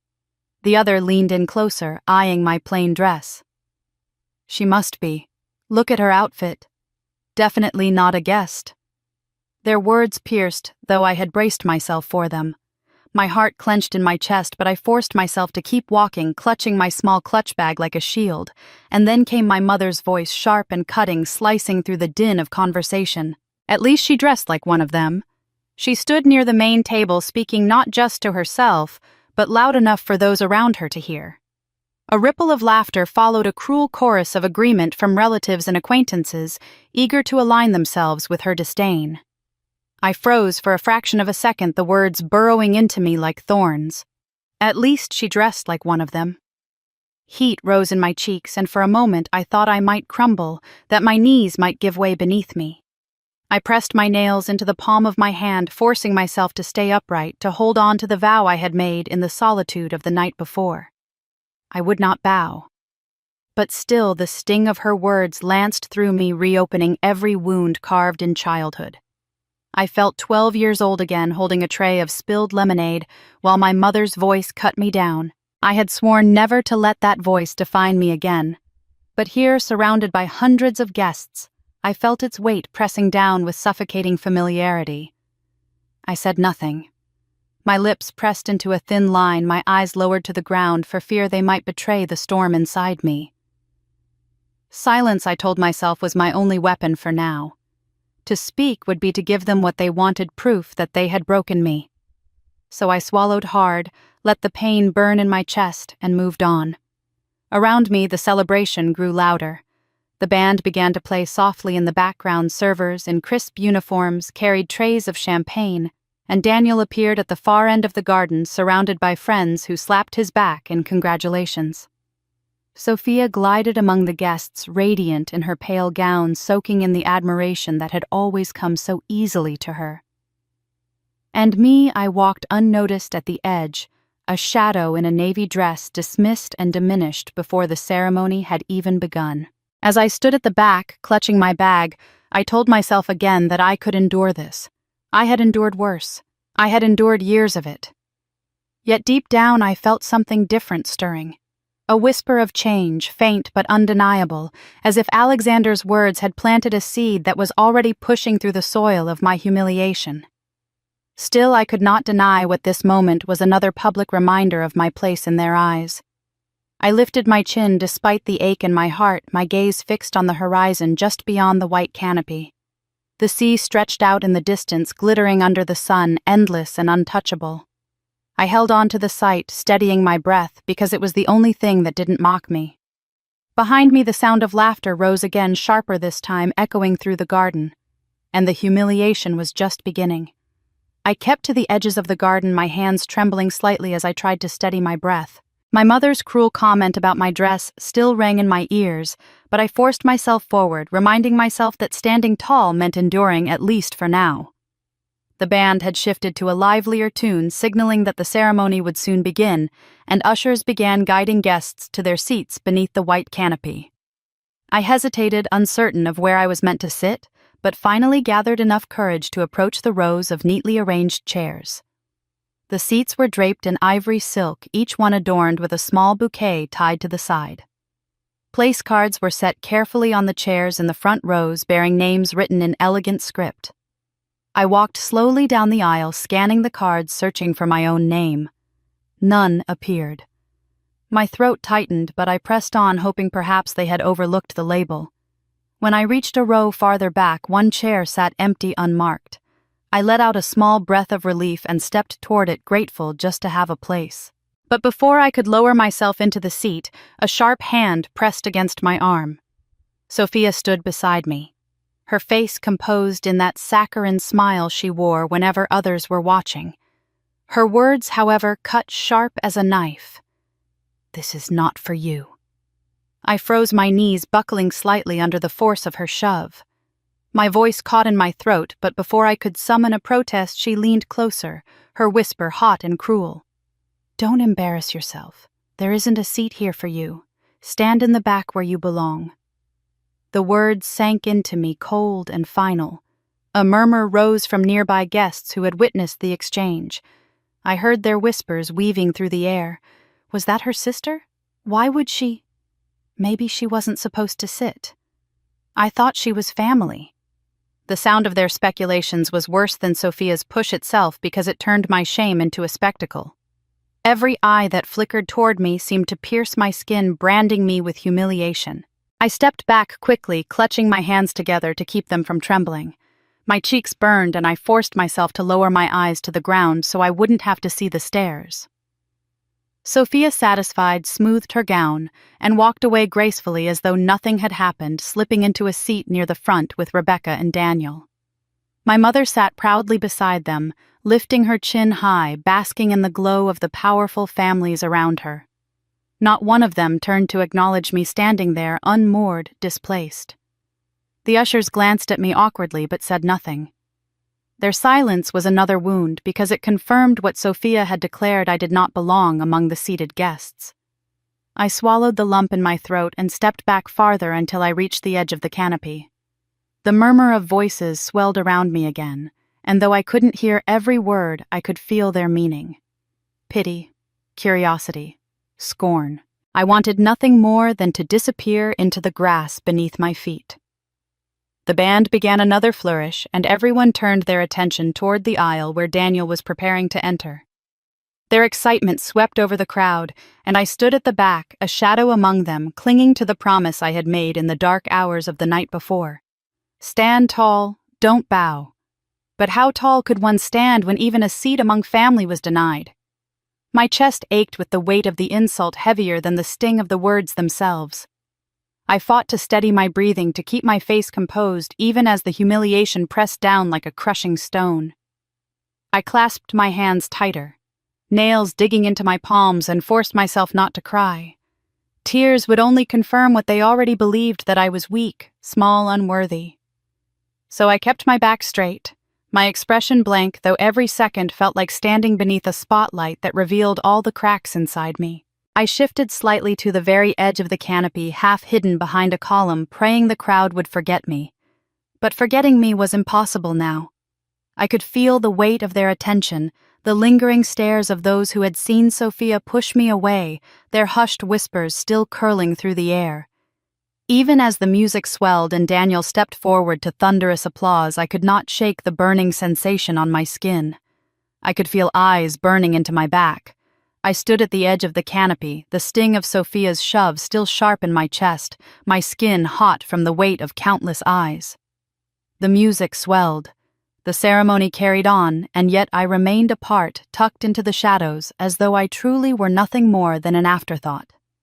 My family did not glance back to see where I was, nor did anyone ask why the groom's sister had no seat. It was as though they had already agreed that I belonged in the background, not among them. I told myself to endure, to hold my head high, but the ache of exclusion pressed heavy with every breath. After the vows, the garden shifted from solemn ceremony to celebration. Guests rose, drinks in hand, moving toward the banquet tables where waiters in black uniforms glided between rows of laughing conversations. I lingered near the edge, hoping to blend in enough that no one would take further notice of me. But fate, it seemed, had other plans. As I tried to slip past a group gathered near the champagne fountain, a man in a dark suit turned abruptly toward me. Without hesitation, he held out his half-empty glass. "Can you refill this?" His tone was casual, not cruel, but it sliced through me all the same. He hadn't even looked at my face. Hadn't considered that I might be anything other than one of the servers bustling through the crowd. For a moment, I froze, the stem of the glass cool against my palm as I accepted it out of instinct. The laughter around us swirled, the band played a cheerful tune, and I felt myself sinking into the role he had assigned me with just 4 careless words. I glanced toward Daniel, standing only a few feet away with a group of his friends. He had seen the exchange I knew he had, because his eyes met mine at the exact moment the man handed me the glass. Instead of correcting the mistake, instead of stepping forward to say, "She's my sister," Daniel smirked. A cruel, satisfied smirk that twisted his mouth as he lifted his own drink in mock salute. Then he threw back his head and laughed. The sound of his laughter struck me harder than the man's mistake. It was the laughter of someone who had been waiting for this, someone who relished the chance to see me diminished in public. His friends joined in, though they did not know why, caught in the ripple of his amusement. And I stood there, my face burning, holding a stranger's glass like I truly was a server in their eyes. I wanted to drop it, to let the crystal shatter on the stone floor and walk away. I wanted to shout that I was not the help, that I was Daniel's sister, that I belonged. But the weight of all those eyes pressed against me again, the whispers curling around me like smoke. My mother stood nearby, her expression unreadable, but she did not move to intervene. Sophia laughed quietly into her hand. Rebecca leaned close to a guest, her lips moving in a whisper that made the woman beside her chuckle. So I bit down hard on the inside of my cheek, willing myself not to cry, and turned toward the fountain. My legs moved as if by command, my hands steady though inside I was unraveling. I refilled the glass slowly, the bubbles rising, the golden liquid catching the light. I placed it carefully back into the man's hand with a small nod, my voice trapped in my throat, unable to offer even a word. He took it without thanks, already turning away to rejoin his conversation. I stepped back, the world blurring slightly as the humiliation settled into me, heavy and cold. I could feel the satisfaction radiating from Daniel, could almost hear his silent triumph at my compliance. I had given in. I had played the role, and in doing so, I had proven to them all the image they had painted of me. The band played louder. The chatter rose, and yet I felt removed from it all, standing in a haze of shame I couldn't shake. I reminded myself of Alexander's words, the vow I had made in the stillness of the night before. Stand tall. Don't bow. And yet here I was, bowing in the cruelest way, not with my body, but with my silence, my acceptance of their lies.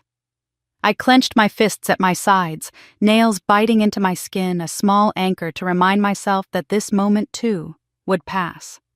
I told myself to remember the pain, to etch it into my bones, because one day it would fuel the fire I needed to rise. But for now I endured, just as I always had. They actually believed I was staff. The humiliation of being mistaken for staff still clung to me like a second skin. I could feel Daniel's smirk haunting me even as the music rose and the waiters glided between the tables with trays of champagne. I stood at the edge of the garden, the glass I had refilled no longer in my hand, but the weight of it still heavy in my memory. My chest ached with the effort of keeping my composure, of holding my head high despite every whisper and every sideways glance. But just when I thought the worst might be over, Daniel decided to make the wound bleed in front of everyone. The toasts began, the usual string of speeches meant to honor love and celebrate family. Rebecca's father raised his glass to the happy couple, his words polished and political. Friends of Daniel spoke warmly of his career, his charm, his bright future with Rebecca. Laughter and applause followed each speech, the kind of effortless praise that seemed to flow toward my brother like a tide. I listened in silence, my place still at the back, uninvited to share in the glow. Then Daniel rose, his tall figure commanding the center of the room as he lifted his glass high. The chatter quieted guests, leaning in with smiles, expecting another round of gratitude, or perhaps some heartfelt declaration to his bride. He glanced at Rebecca, his lips curving into a smile, then swept his eyes across the crowd. And then, to my horror, his gaze landed squarely on me. To Emily, he said, his voice loud and clear, carrying over the music and conversation. He paused just long enough for people to follow his line of sight. My heart lurched in my chest. For one fleeting second, I thought perhaps he would surprise me with kindness, offer a rare acknowledgement that I too was part of this family. But the next word shattered any such hope. To Emily, the family help. The words struck like thunder, Laughter exploded from the tables, rolling through the garden in waves. Some guests clapped their hands against the table, others doubled over in amusement, and a few repeated the words to those who had not heard them clearly. "The family help." The phrase spread like fire, a cruel nickname now immortalized in their laughter.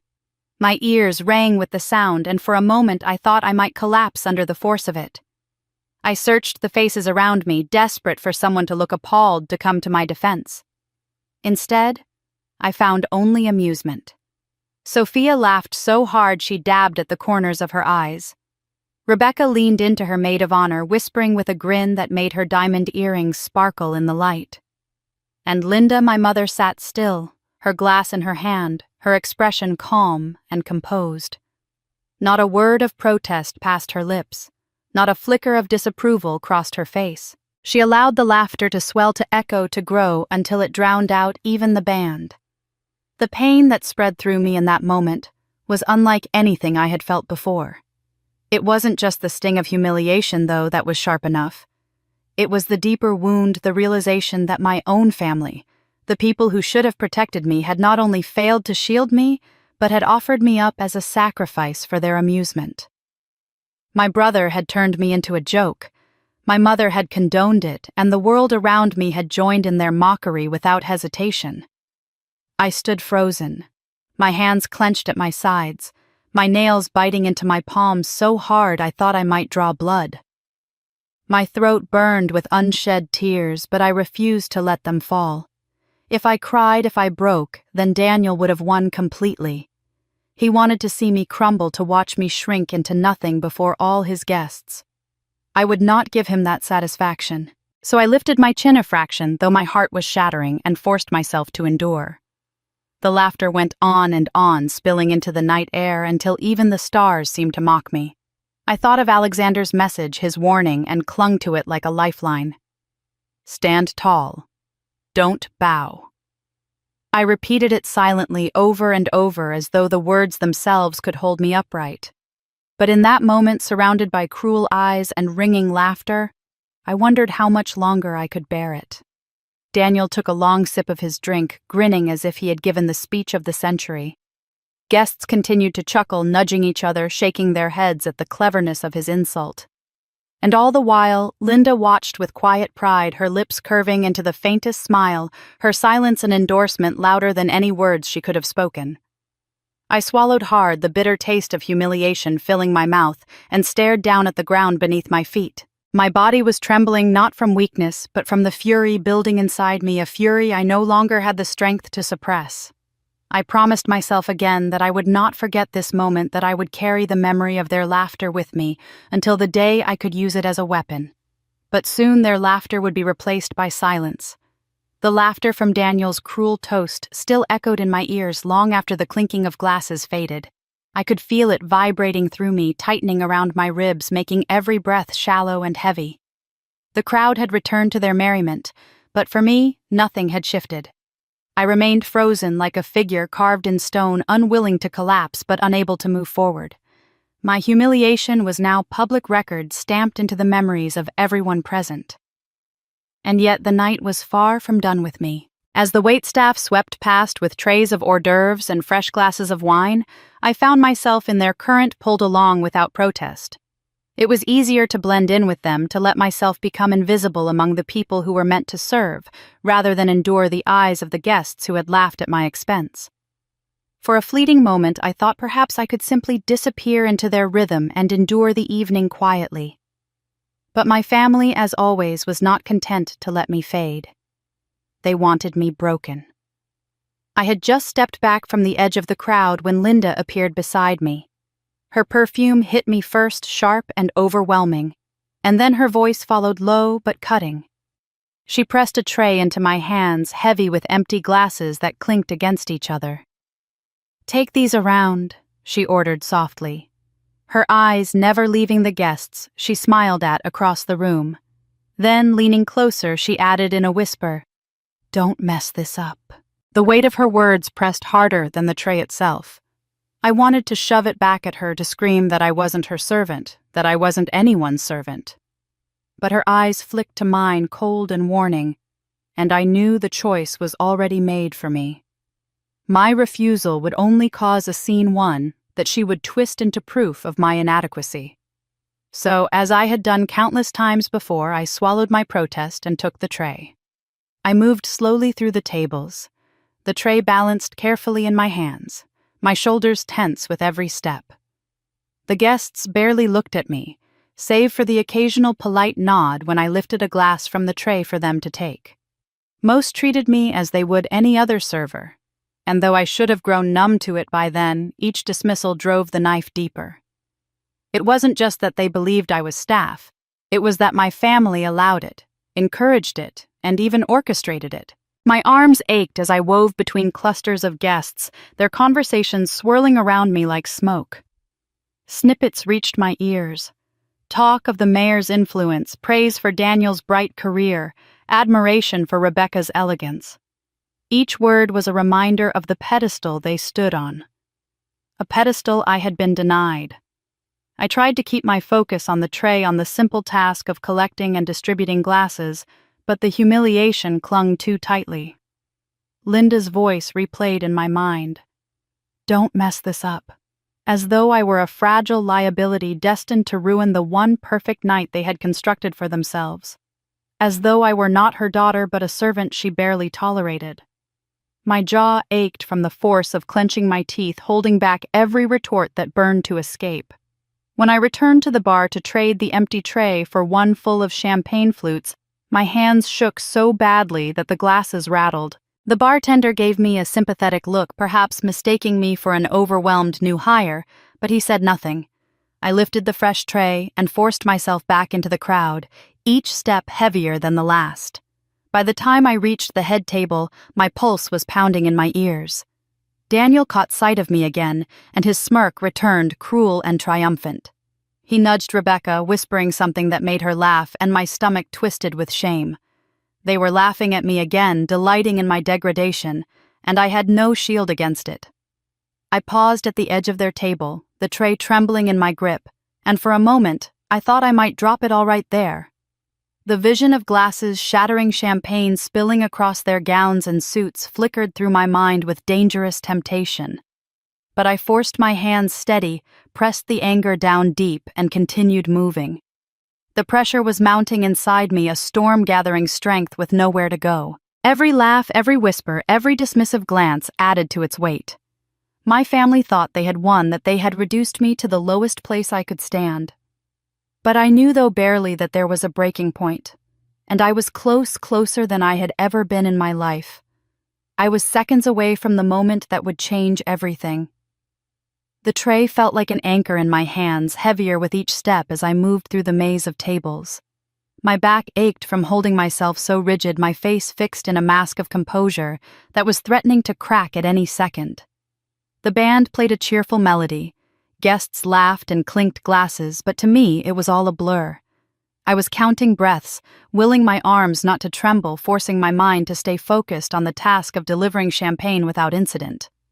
It was survival, nothing more. And then I found myself approaching the table that gleamed brighter than all the others, the one reserved for the most important guests. The mayor sat at the center, Rebecca's father, his presence commanding attention.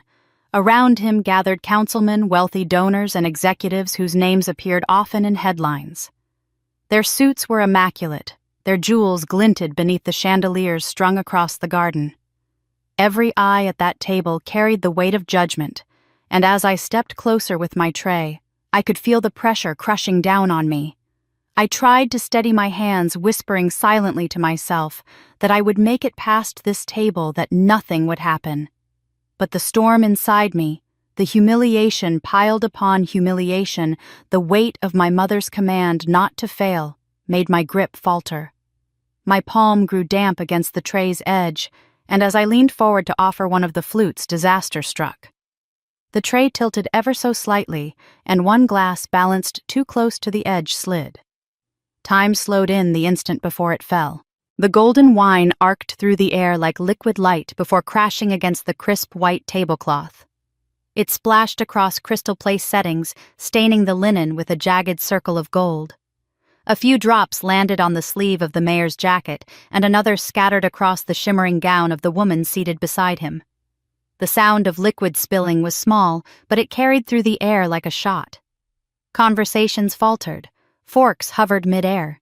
Chairs scraped as heads turned toward me. The man whose sleeve bore the stain jerked back and muttered sharply, dabbing at the spot with his napkin. The woman brushed frantically at her gown, her face twisted in dismay. Around them, other guests stared openly, their expressions cool and unforgiving. I saw raised brows, pursed lips, and eyes narrowing in disdain. The air thickened, pressing down on me until I could barely breathe. "I'm so sorry," I whispered, my voice trembling, but the apology felt hollow in the silence that followed. My hands shook as I grabbed for a napkin, dabbing desperately at the spill, though I knew I was only making it worse. The tray rattled as the glasses clinked against one another, threatening to topple entirely. My vision blurred at the edges, tears stinging but refusing to fall. No one reached to help me. No one told me it was all right that accidents happen. They simply stared, their cold eyes cutting through me, their silence harsher than any words. The humiliation burned hotter than ever before, searing me from the inside out. My knees felt weak, my breath shallow, and for a terrible moment, I thought I might collapse right there at the feet of the most powerful people in the room. Behind me, I heard the faintest sound of laughter, quickly stifled, but enough to twist the knife deeper. My brother's voice followed, low and mocking, though I could not make out the words. My chest tightened until I could barely draw in air. And then I felt her presence before I heard her voice. My mother, Linda, swept forward with a force that made the guests shift in their seats. Her heels struck the stone path sharply, her perfume enveloping me in an instant. I braced myself, though I didn't yet know what she would do. But in the frozen silence, I could sense her fury radiating like heat. And then my mother snapped. The wine stain still spread like an accusation across the white linen, as I stood trembling, clutching a napkin in my shaking hands. The silence that followed the spill pressed against my ears until it felt like the entire garden was holding its breath. Guests shifted in their seats, their eyes cold and unyielding, and my apology, weak whispered, had evaporated into nothing. Then without warning I felt a rush of air as my mother stormed across the floor, her heels sharp against the stone. Before I could move, before I could even register what she intended, her hand cracked across my face. The sound was sharp, echoing through the banquet hall like the crack of a whip. My head snapped to the side, pain exploding across my cheek, heat blooming beneath my skin. For a moment, I couldn't breathe. The world tilted and I gripped the tray tighter, desperate not to let it crash to the ground. A gasp rippled through the crowd, followed by a wave of whispers. Did she just... her own daughter? In front of everyone. The shock was palpable, but it wasn't enough to stop the uglier sounds that rose behind it. I heard chuckles, muffled laughter, and even a low whistle of amusement. Some guests looked away uncomfortably, but others leaned closer to their companions, murmuring with smiles tugging at their lips as though my humiliation were the evening's entertainment. The sting of her palm lingered hot and searing as I raised a trembling hand to my cheek. My vision blurred with tears I had fought so hard to hold back all night. One slipped free, sliding down my face before I could stop it, betraying me in front of everyone. I pressed my palm harder against my skin, trying to will the tears back, but my chest heaved, each breath ragged with the weight of shame. Linda stood before me, her eyes blazing with fury, her lips curled into a sneer. Useless, she hissed, though her voice carried enough for half the guests to hear. You can't do a single thing right. She didn't lower her voice, didn't attempt to mask her disgust. She wanted them to know, to see, to believe that I was nothing more than the failure she had always painted me to be. The whispers grew louder, the sound swirling through the air like a storm. No wonder she's kept out of sight. Always a disappointment. Imagine being slapped by your own mother on your brother's wedding day. Each word carved deeper into me, each laugh a reminder that I had no place here, not even as family. I clutched the tray tighter, desperate for something solid, something to anchor me against the humiliation crashing over me. My knees trembled, my whole body aching to collapse, but I forced myself to stay upright. If I fell, if I crumbled, then they would have won completely. Yet no matter how hard I tried, the tears kept coming hot and unrelenting, streaking my cheeks until I couldn't see clearly. My brother watched from his seat, a cruel smile playing at his lips, as though my suffering were the highlight of his perfect evening. Sophia leaned into her chair, her laughter high and shrill, while Rebecca hid her grin behind a raised glass. None of them stepped in, none of them cared. To them, my degradation was just another detail in a celebration they thought was flawless. I wanted to scream, to shout that I wasn't useless, that I wasn't their servant, that I wasn't the worthless shadow they had made me out to be. But the words stuck in my throat, strangled by years of silence and the weight of my mother's hand still burning against my skin. My lips parted, but no sound emerged. All that came was another sob, muffled and broken. The sting of the slap, the jeers of the crowd, the weight of my family's cruelty, it all pressed into me at once, threatening to crush me. And then, just as the echo of her strike began to fade into the night air, another sound rose up louder and stronger, rolling over the whispers and laughter, with the force of something unstoppable. But before the echoes died, another sound roared. The sting of my mother's slap still pulsed hot against my cheek, the silence that followed punctured only by the hiss of whispers and muffled laughter. My tears slipped freely now, no longer restrained, and the weight of humiliation pressed so hard against my chest I thought I might suffocate. Every pair of eyes seemed fixed on me, some with scorn, some with amusement, but not one with compassion. It felt as though the earth itself had tilted, casting me alone in the harsh light of disgrace. And then, as though the night itself had grown weary of my suffering, a new sound broke through the air. It started faint, a low hum that rumbled just beneath the music, so distant most guests ignored it. But within seconds, it swelled, building into a roar that reverberated across the garden like thunder rolling in from the sea. The string quartet faltered mid-song, the bow of one violin screeching against the strings as they turned toward the noise. Conversation stuttered and broke apart. Laughter died on lips still curved in cruel delight. Heads turned as one, searching for the source. The sound deepened, mechanical and commanding, shaking the ground beneath our feet. Some thought at first it was a storm, others a convoy of cars, but the pitch and rhythm made it unmistakable to anyone who had ever lived near the water. It was the thrum of engines, powerful and relentless, coming closer with each second. Guests rose from their seats, murmuring in confusion. The mayor frowned, shading his eyes as he peered past the twinkling lights strung across the garden. Rebecca clutched Daniel's arm, her composure rattled. Even Linda's confident mask cracked as she glanced toward the horizon, her lips tightening. For the first time that night, attention shifted away from me. Every guest was craning their necks, abandoning their plates and champagne flutes to move toward the railing at the edge of the venue that overlooked the bay. I stood frozen, my cheek burning, my heart hammering against my ribs. The humiliation had not yet lifted, but curiosity began to weave its way through the heavy fog of shame. The engines grew louder, their growl so strong it seemed to vibrate in the very air, and then I saw it. Out of the darkness of the water, a vessel emerged. At first it looked like a mountain of shadow, an impossible silhouette cutting across the waves. Then the floodlights along its deck flared to life, gleaming against the night, and gasps broke out among the crowd. A yacht, no, not just a yacht, but a floating palace was gliding into view. Its hull gleamed white, polished to a mirror finish, catching every flicker of moonlight. Multiple decks stretched high above the waterline, lined with glass panels that shimmered like jewels. The name emblazoned on its side in bold gold letters caught the light, but none dared whisper it aloud. The engines roared one last time before slowing as the yacht approached the private dock connected to the venue. The sheer size of it dwarfed everything around, making the small pleasure boats tied nearby look like toys in comparison. Guests pressed closer to the edge, phones lifted, mouths open in awe. I heard fragments of astonished conversation ripple through the air. Is that? It can't be. Who owns something like that?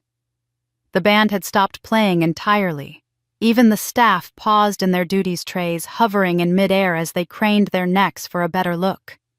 My brother Daniel stood stiff, his jaw tight as if the grandeur of the vessel had stolen the words from his throat. Rebecca's eyes widened, her grip on his arm tightening until her knuckles turned white. Sophia whispered something sharp to my mother, who only shook her head, her lips pressed thin, her expression unreadable. For me, time seemed to slow. The shame of minutes ago lingered raw and aching, but it was tempered now by the strange current of anticipation that hummed in the air.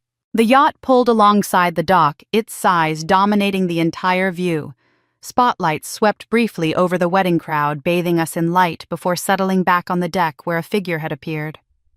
The engines quieted, leaving only the sound of the waves lapping against the hull and the buzz of voices thick with confusion and awe. Every eye turned to the gangway lowering from the yacht-gilded railings glinting in the floodlights. The figure at the top of it paused backlit so sharply against the brilliance of the vessel that I could not yet make out his features. And from it a figure stepped out that no one expected. The figure at the top of the gangway descended slowly, each step measured and deliberate, as though the world itself had shifted to make space for him. The floodlights bathed him in brilliance, his silhouette sharpening into form as he came into view. A tall man in a perfectly tailored suit of midnight blue, his posture erect, his presence radiating authority. His shoes caught the light with every step gleaming against the polished surface of the gangway, and though no words had yet been spoken, the energy of the crowd transformed. The laughter, the whispers, the cruel amusement that had filled the air minutes earlier vanished, replaced by hushed awe and the buzzing thrill of speculation. He reached the dock and paused, the sea air lifting the edges of his dark hair, the expression on his face one of calm command. Cameras clicked furiously from the sidelines, guests, reporters, even waiters pulling out their phones to capture the moment. It was the kind of entrance that belonged to another world, a world of influence and untouchable wealth, now colliding with the carefully constructed celebration of my family. A ripple of murmurs swept through the guests. "Is that... No, it can't be him." And then louder, clearer, the name rose on someone's lips, carrying across the crowd like a revelation. "Is that the billionaire?" Heads turned sharply, voices overlapping as recognition spread like wildfire. "Alexander Grant." Another whispered, her hand pressed to her chest as though she couldn't believe what her own eyes were telling her. I felt my heart stop, the air catching painfully in my throat. It was him. The man I had met in the quiet corners of cafes, the man who had listened to my words as though they mattered, the man who had promised me in his quiet way that the day would come when the cruelty I endured would turn back on those who had inflicted it. I had known him only in his simplest form, his guard lowered, his identity wrapped in mystery. And now he stood there, unveiled, the truth of his power undeniable to everyone who looked upon him. The crowd seemed to part instinctively as he began to walk forward, his stride smooth, his gaze unwavering. Guests craned their necks, their conversations hushed into reverent murmurs. Rebecca clutched Daniel's arm, her eyes wide with disbelief. Daniel himself looked frozen, his mouth slack as though he were struggling to reconcile the sight of this man stepping into his wedding with the security of his own carefully curated future. My mother's composure cracked for the briefest of moments, a flash of something like fear crossing her face before she straightened in her chair, her lips tightening into a thin line. I could not move. My body was locked in place, my heart thundering in my chest, my breath shallow. The sting of her slap still lingered on my cheek. The humiliation of spilled wine still clung to my skin, but all of it was drowned in the tidal wave of realization crashing over me. I had never intended for our worlds to collide, never thought that the secret I had guarded so fiercely would step into the harsh light of my family's disdain. Yet here he was, his presence eclipsing every insult they had hurled at me, every ounce of laughter they had wrung from my pain. Every camera, every eye followed him as he moved closer. His shoulders were squared, his expression firm, but his eyes, those eyes I knew too well, carried a fire that made my knees weak. I wanted to shrink into the shadows, to keep the secret safe, to hide from what his appearance meant. Yet I could not look away. Gasps broke out as he stepped fully into the heart of the celebration. Men straightened their ties, women smoothed their gowns as though his mere presence demanded perfection. The atmosphere had shifted entirely. This was no longer Daniel and Rebecca's night. It belonged now to the man who had arrived uninvited yet commanded every inch of the stage. I stood motionless, my tray still in my trembling hands, my mind whirling in disbelief. How could this be real?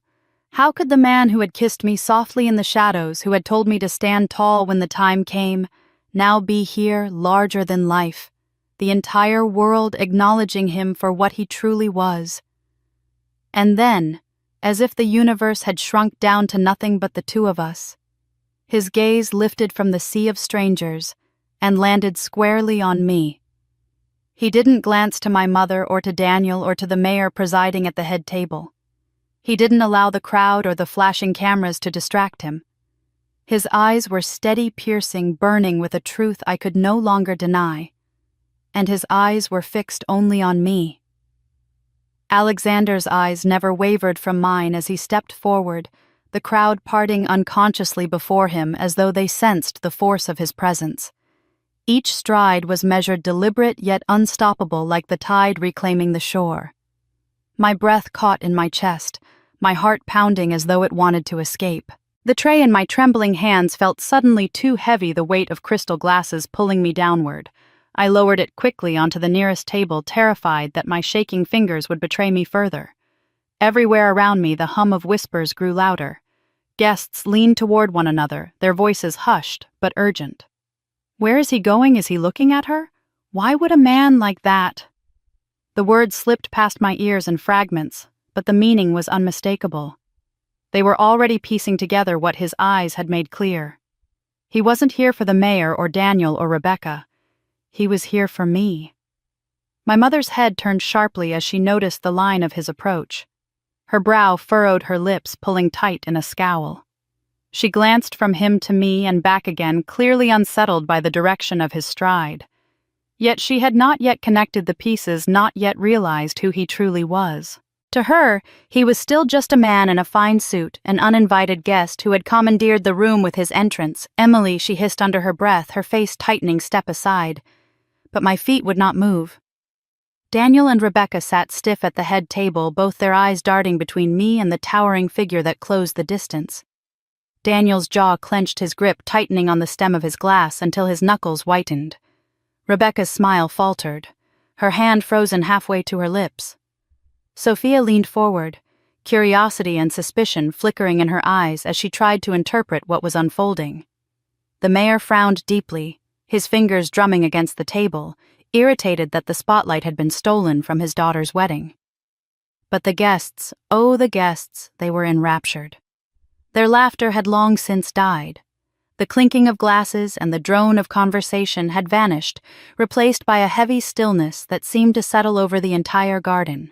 All eyes followed him from the camera flashes that snapped to the murmurs barely contained in throats.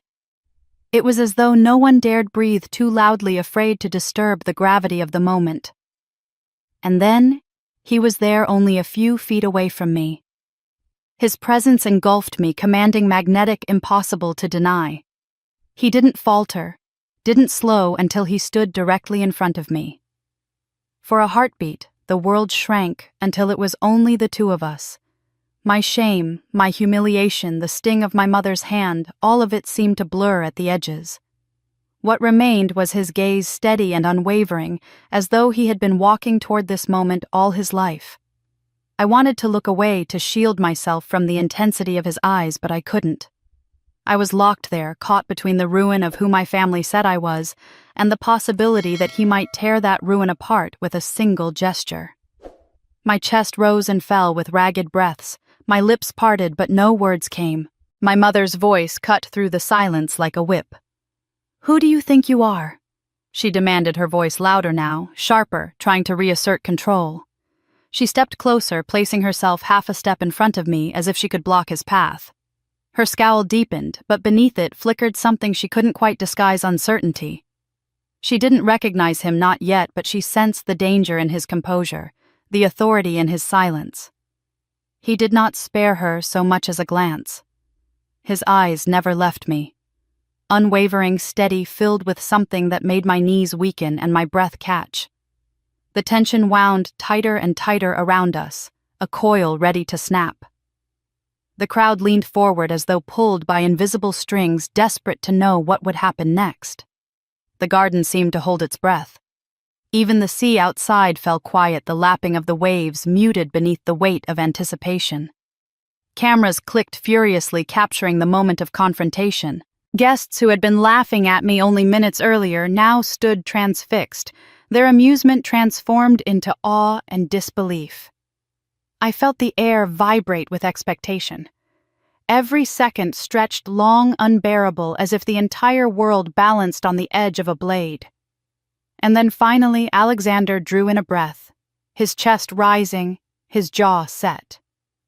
The silence deepened, pulling every ear closer, every heart faster, until he opened his mouth. For a moment the world seemed suspended between breaths.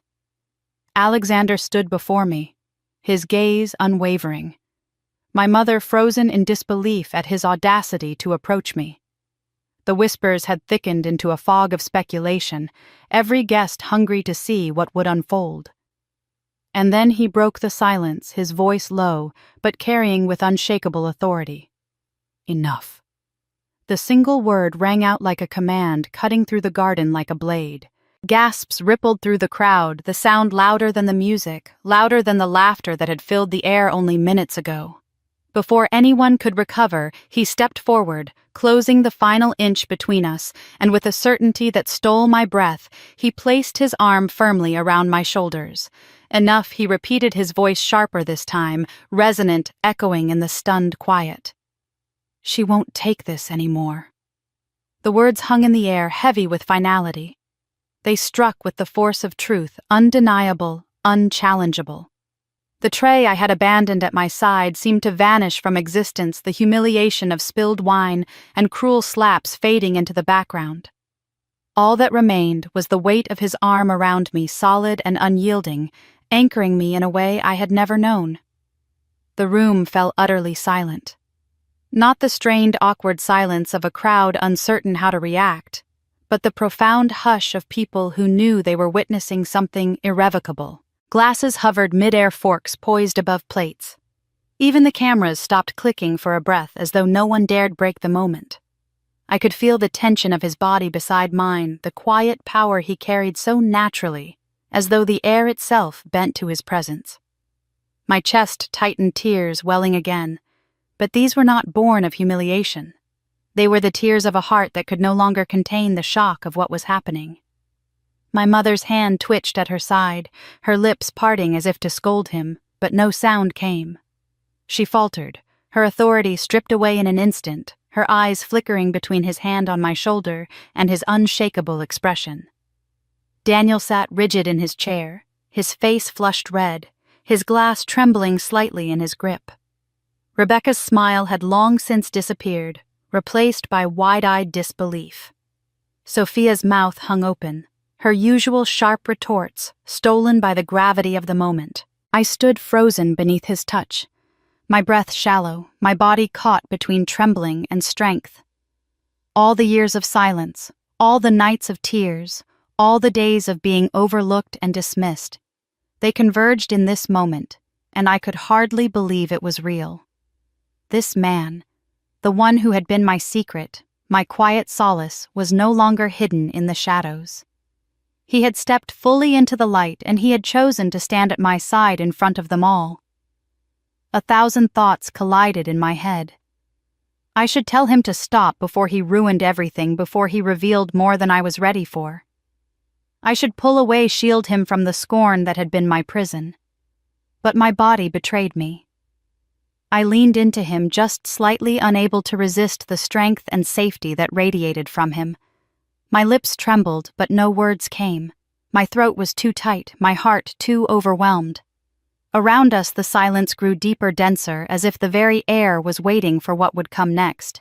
The power of the night had shifted, no longer in Daniel's smirk, or my mother's cold disdain, no longer in the grandeur of the mayor's approval or Rebecca's glittering smile. It was here in this one declaration, in this one arm draped protectively across my shoulders. The guests who had laughed minutes earlier now stared uncertain, caught between awe and unease. Their whispers had died, their smirks erased. The humiliation they had delighted in was gone, replaced by a tension none dared to break. I could see it in their faces, the realization that something had shifted, that the order of things was no longer what it had been when the evening began. And in that silence, power shifted. The air felt heavier after his voice cut through it, and with his arm still draped protectively over my shoulder, I saw the shift ripple through the room like a silent storm. My family, who only minutes ago had been basking in self-congratulation and cruel laughter, now sat frozen, their faces drained of all color. Daniel's cheeks, once flushed red with smug pride, turned a sickly shade of pale as though the blood had abandoned him. His mouth opened slightly, then snapped shut, incapable of forming words. Sophia, usually so quick to smirk and throw barbed comments, looked stricken. Her jaw slack, her eyes darting between Alexander and me as though she were trying to wake herself from a nightmare. My mother Linda's face was the most telling of all. Her features, usually tight with disdain and control, had gone stiff. Her lips pressed so thin they almost disappeared. Her eyes wide with something that looked dangerously close to fear. It was Rebecca who broke the oppressive silence first, though even her words came out in a whisper so faint it was almost lost. That's Alexander Grant." Her voice trembled as though she could hardly believe she was saying it aloud. Her gaze flickered to her father, the mayor, whose face tightened instantly, his practiced politician's expression cracking under the weight of recognition.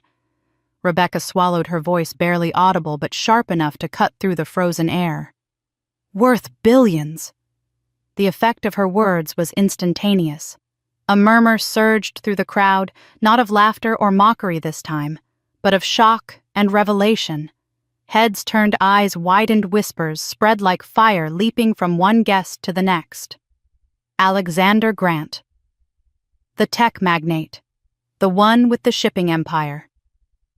Every person who had moments earlier believed they were laughing at a family servant now realized the man at my side was not just powerful, he was untouchable.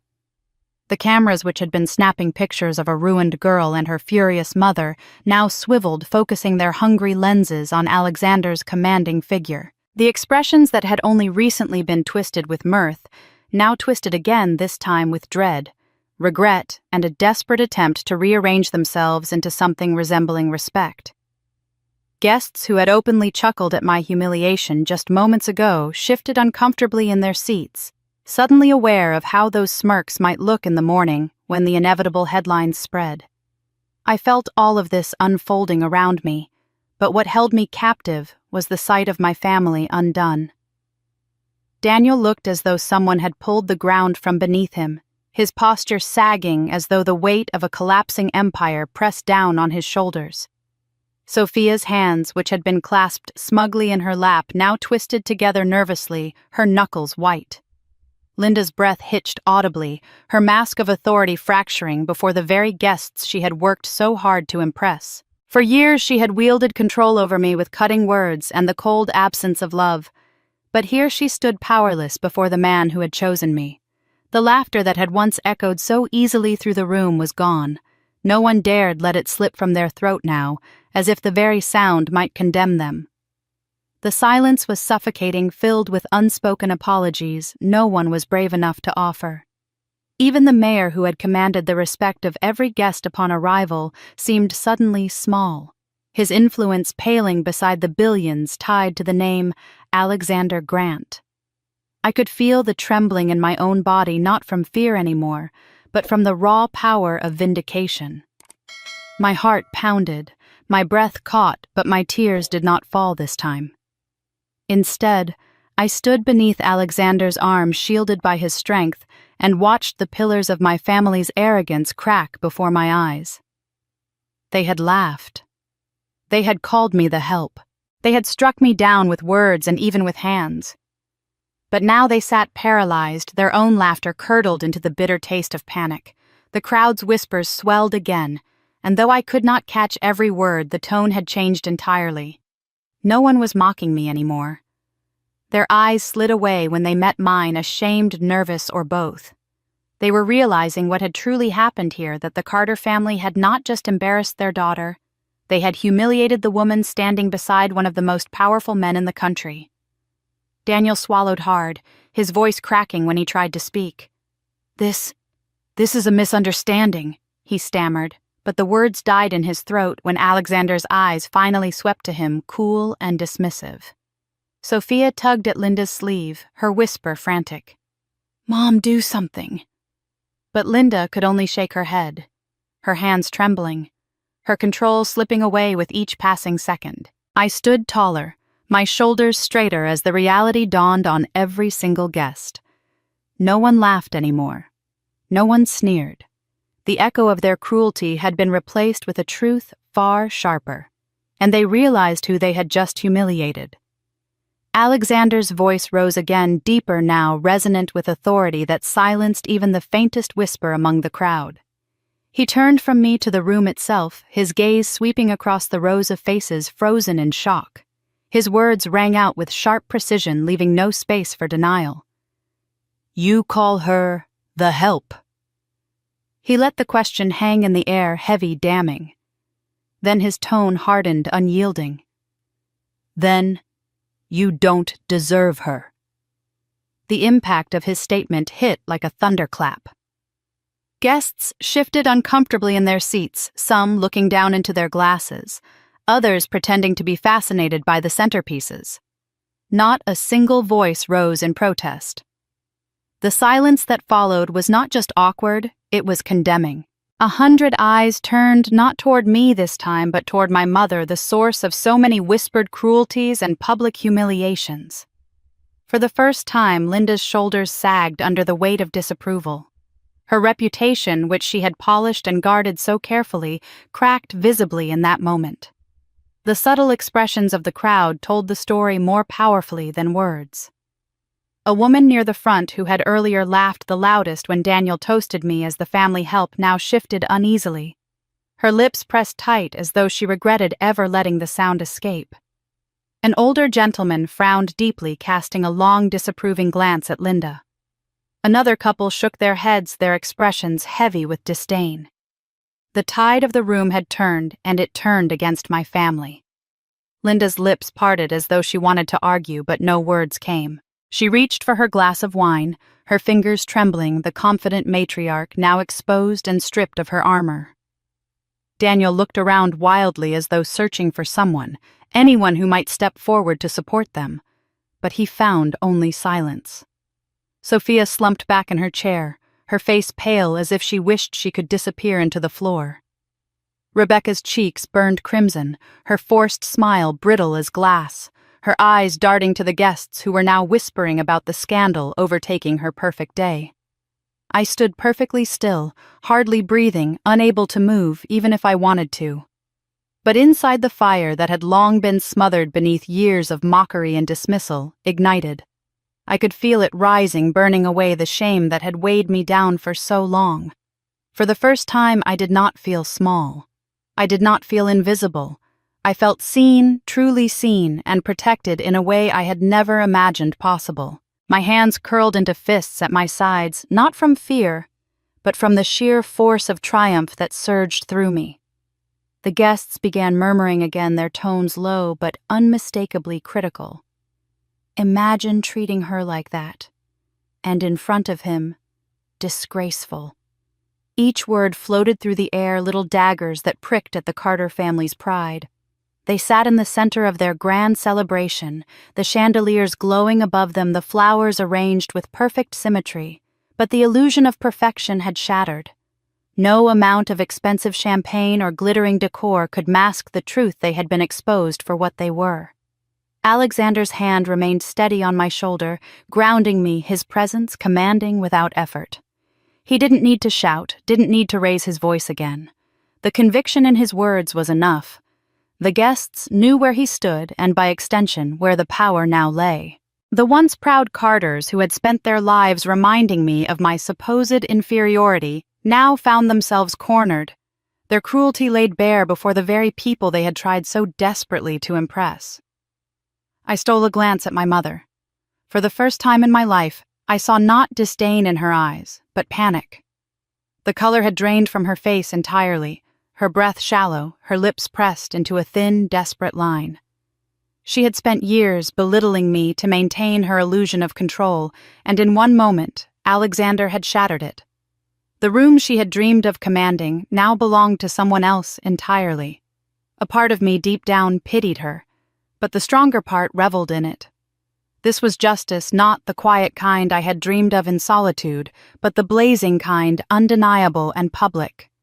My humiliation had been staged in front of these very people, and now, before the same audience, the power had been ripped from her grasp. My pulse quickened as I realized what this meant. The tide had shifted not only in the room, but in the story of my life. For the first time, I wasn't the shadow in the corner, the overlooked daughter, the family's servant in all but name. For the first time, I stood at the center, not because of their cruelty, but because someone powerful enough to silence them all had spoken the truth out loud.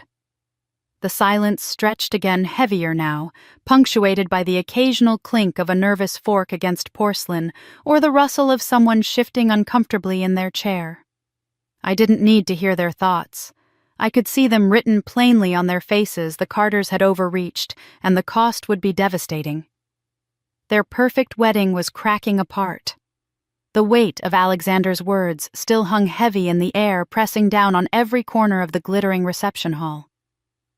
My family sat stricken, their pride stripped bare, the judgment of the guests turning sharper with every passing second. Then, in the midst of the silence, a movement broke the tension. One of the most prominent figures in the room, a man whose wealth and influence rivaled even my family's dreams of prestige, rose from his seat at the front. His chair scraped softly against the polished floor as he stood tall, his gaze fixed not on Alexander but on me. With deliberate steps he crossed the floor, the eyes of the entire wedding following him. He stopped before us, and with a smile that carried both respect and warmth, he extended his hand toward me. His voice was firm, unshaken, and filled with a gravity that made every ear bend closer. "Miss Carter," he said, as though the title itself was meant to restore what had been denied to me all evening, "would you do me the honor of joining us at the head table? A woman who commands such loyalty, such defense, belongs in no other seat." A murmur swept through the crowd, but this was no longer the mocking murmur I had endured all night. This was astonishment, a stunned recognition of a reversal none of them had anticipated. I hesitated, my hands trembling slightly, my eyes flicking to Alexander for reassurance. His hand pressed gently on my back, urging me forward, his expression calm and certain. He didn't need to say a word. The message was clear. This was my moment, and I should take it. I stepped forward, my knees weak, but my spine straight, allowing myself to be guided to the table where moments earlier I had not even been considered worthy of standing nearby. The man who had offered the seat pulled out a chair for me, one adorned with the finest arrangement of flowers and silverware, a throne compared to the shadows where I had been hidden. I lowered myself onto it slowly, my breath shallow, my chest tightening with disbelief. Cameras flashed instantly, their lenses capturing the very moment when the invisible daughter was placed in the seat of honor. Across the table, I saw my mother's hands trembling in her lap, her knuckles white as she fought to keep control of her expression. Her lips parted as though she might object, but the presence of so many witnesses, the weight of Alexander's gaze, and the authority of the guest who had invited me left her paralyzed. Linda Carter, who had spent her life ensuring I was kept on the sidelines, could do nothing but watch as I was elevated to the place she had never allowed me to reach. The shame in her eyes was unmistakable, though she masked it with silence, her mouth tight and bloodless. Daniel sat stiffly, his jaw clenched, his fists curling under the table. He could not stand to see the spotlight that had always been his shift so dramatically. Sophia's expression was even more telling, her envy radiated in waves, her face pale, her lips pressed together until they nearly disappeared. Rebecca's forced composure cracked entirely. Her smile had vanished, and in its place was a tight-lipped glare that betrayed her fury at the unraveling of her perfect day. But the crowd's focus was no longer on them. Every eye in the hall, every lens, every flashbulb was directed toward me and Alexander. He stood at my side as though this had been planned all along, his presence, commanding yet calm. He didn't need to speak further. His silence was power enough, his hand resting lightly on the back of my chair, as though to say, "This is where she belongs." The whispers that rose now were different. They were reverent, curious, filled with awe, rather than mockery. "She's with him. All this time. Look at the way he stands by her." I could feel their astonishment, their re-evaluation of every cruel word they had ever believed about me. I was no longer the maid, the forgotten daughter, the invisible one. I was the woman whose worth had been declared in front of them all, whose place at the table had been fought for and secured. Inside me, the fire burned brighter. The humiliation of the past hours, the years of being overlooked and belittled, began to melt away, replaced by something fiercer, something undeniable. It was vindication pure and blazing, and I let myself savor it. My chest rose and fell with steady breaths, my eyes lifting to meet the sea of gazes that had once dismissed me. For the first time, I felt no shame in their scrutiny. I wanted them to see me. Linda shifted in her seat, her face a mask of brittle pride cracking under the strain. She dared not speak, dared not rise to reclaim control. To object now would be to destroy the last shred of dignity she had left. Her silence was her surrender, and I relished it. The flashes continued, each burst of light cementing the reversal of the night, each click of the camera immortalizing the moment I had been raised from the shadows into the center of the story. Yet even as the triumph swelled inside me, a chill whispered through my heart. Something told me this was not the end. As powerful as this reversal felt, the storm was still building, waiting just beyond the horizon. And yet, the worst was still to come. The flashes from the cameras still burned in the air as I sat at the head table, Alexander's hand steady at my shoulder while my family wilted beneath the collective weight of judgment. It was then that Rebecca's mask finally cracked. Her posture stiffened, her lips pressed into a hard line, and her eyes, once shining with the smug assurance of a bride basking in admiration, now glared like blades at Daniel. The silence of the guests stretched thin until her voice sliced through it sharp and unmistakable. "You lied about your family."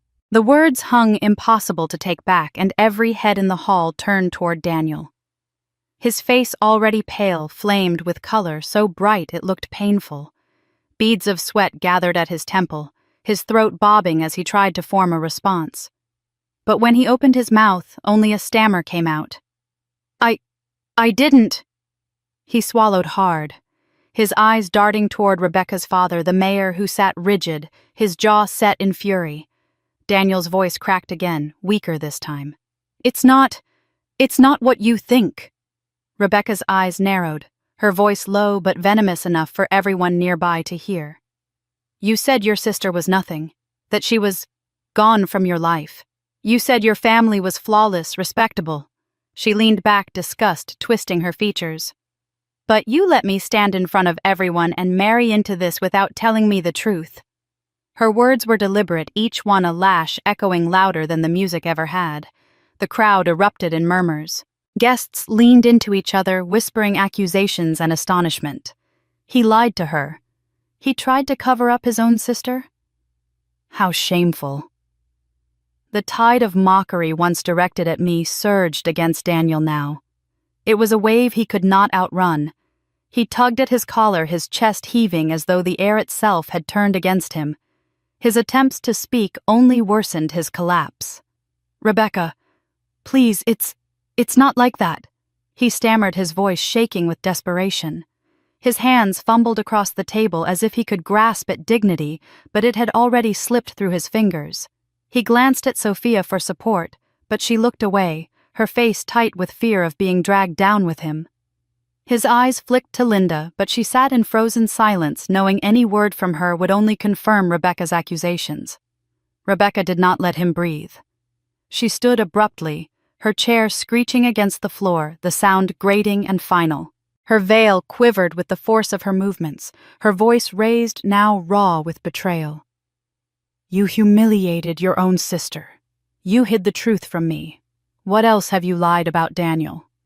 She looked around at the guests, her tone dripping with scorn. "Is this the kind of man you all came to celebrate?" The whispers turned into gasps, then into open voices. "I never trusted him. He's ruined. Imagine the mayor's daughter tied to this disaster." Every word tore into him, stripping away the prestige he had built so carefully.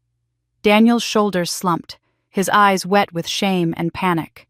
He reached toward Rebecca, but she stepped back, revulsion clear in every line of her face. The mayor's voice finally thundered from the head table loud enough to make even the furthest guest stiffen. "You've disgraced this family, Daniel. You've disgraced mine. I will not have my daughter shackled to a liar." His words were absolute, the kind of finality that ended careers, reputations, and futures in one strike. Daniel flinched as though struck physically, his lips trembling as he tried to salvage something from the wreckage. But there was nothing left. The room turned fully against him. Guests who had been allies an hour ago now looked at him with disdain, their approval evaporated in the smoke of scandal. Business associates shifted uncomfortably, whispering about withdrawing investments. Family friends shook their heads, muttering about betrayal and dishonor. The weight of their stares crushed him, leaving him visibly smaller in his chair. And I watched it all. My heart pounded, my breath shallow. But for the first time in my life, I felt no sting in their scorn, because it was not mine to carry. It was his. I sat where I had never been allowed, and he crumbled where he had always reigned. Justice poetic and sharp unfolded before my eyes. Rebecca turned away from him, her veil trembling as she leaned into her father's embrace. Daniel's hands reached out helplessly, but she refused to look back. His voice cracked once more, a pathetic whisper lost under the growing tide of gossip. "Please, just listen." But no one listened. His words evaporated into the hum of disdain that filled the hall like smoke. Daniel Carter, the golden son, the pride of my mother, the man whose shadow had suffocated me my entire life, now sat shattered before his bride, his guests, and his world. His lies had unraveled, his arrogance had been exposed, and his downfall was no longer a private fear whispered in dark corners. It was public, undeniable, and irreversible. And then came the final humiliation. The echoes of Daniel's collapse still lingered in the air, his pleas swallowed by the tide of disdain that had risen against him. Rebecca stood stiff beside her father, the mayor's disapproval hanging like a blade over the Carter family. The once celebrated golden son now sat hunched and broken, his future unraveling before the very people he had hoped to impress. The tension in the hall was suffocating, heavy with whispers and judgment. And then, into that silence, Alexander's voice rang out clear and commanding, stripping away the last remnants of uncertainty. From this day, he declared, his hand steady on my shoulder. "Emily stands beside me." The words carried with them the weight of finality, of authority so absolute that no one dared to challenge it. They rolled across the hall like thunder, settling over every guest with undeniable power. My breath caught my chest tightening as I realized what he had just done. He hadn't merely defended me. He had claimed me publicly, lifting me into a place no one could ever strip away again. For a moment there was stillness, as though the entire room needed time to absorb what had just been said. And then, as though on cue, applause erupted from the front tables where the most influential guests sat. It began with a single pair of hands clapping firm and deliberate, and quickly spread like wildfire. Soon the hall echoed with thunderous applause, rising and swelling until it seemed to shake the very foundations of the room. I looked around stunned as men in tailored suits and women in gowns worth more than my yearly income rose to their feet, clapping with fervor, their eyes fixed not on Daniel, not on Rebecca, but on me. The sound was not polite, not perfunctory. It was reverent, approving, celebratory. They were no longer laughing at the Carter family's forgotten daughter. They were applauding the woman who had been raised before their very eyes from humiliation to honor. Cameras flashed again, brighter and faster, capturing every moment. I could see the red dots of video recordings scattered across the room, each lens drinking in Alexander's declaration, each frame sealing my vindication into permanent memory. This moment would live far beyond the night it would travel in whispers and headlines and social circles. No one would forget the night Emily Carter was pulled from the shadows and placed in the light. Across the table, my family shrank into themselves. My mother's shoulders caved inward, her eyes fixed on her lap, her lips pressed so tight they blanched white. The applause that rang through the hall was a blade cutting into her pride, stripping her of the illusion of control she had wielded over me for so long. Sophia stared at the floor, unable to meet anyone's gaze, her envy consuming her as she sat powerless in the shadows. Daniel's face burned crimson, his fists clenched, but his voice was gone, smothered by the sound of approval he could never command again. Rebecca glanced at them with thinly veiled disgust, her expression hardening as she realized just how completely the Carters had fallen. The mayor, too, remained stiff and silent, his lips set in a grim line as he weighed the political disaster this union now threatened to bring upon his family. The once proud alliance of Carter and Miles had shattered in a single evening, and its ruins were laid bare for all to see. Through it all, Alexander remained steady, his gaze sweeping the hall with quiet authority. He had spoken, and the room had obeyed. His words had redrawn the lines of power, lifting me from the margins and placing me at the very center. My heart raced, my body trembling as I sat taller, no longer cowering, no longer afraid. The applause washed over me, filling the cracks where shame had once lived, igniting something fierce and unbreakable inside me. I caught sight of my reflection in one of the mirrored panels along the wall. The woman staring back at me no longer looked like the invisible daughter the help the maid. She looked like someone who belonged exactly where she was at the head table at the center of attention, beside a man whose strength had revealed her own. The applause lingered, stretching longer than I thought possible, until finally it began to taper into murmurs once more. But the atmosphere had changed permanently. The Carters had lost their grip on the evening, their shame cemented in the eyes of every guest. And though I sat in triumph, a current of anticipation ran beneath the victory. Because this night was not done yet. My humiliation had been avenged, my place affirmed, but Alexander's words were not the end.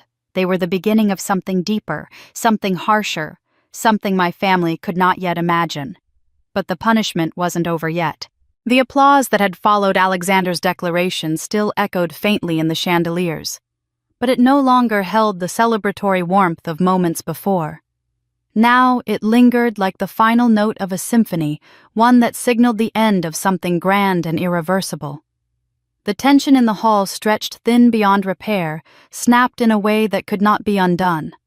One by one, guests began to push back their chairs, the scrape of wood against marble, a harsh counterpoint to the music that still attempted to play in the background.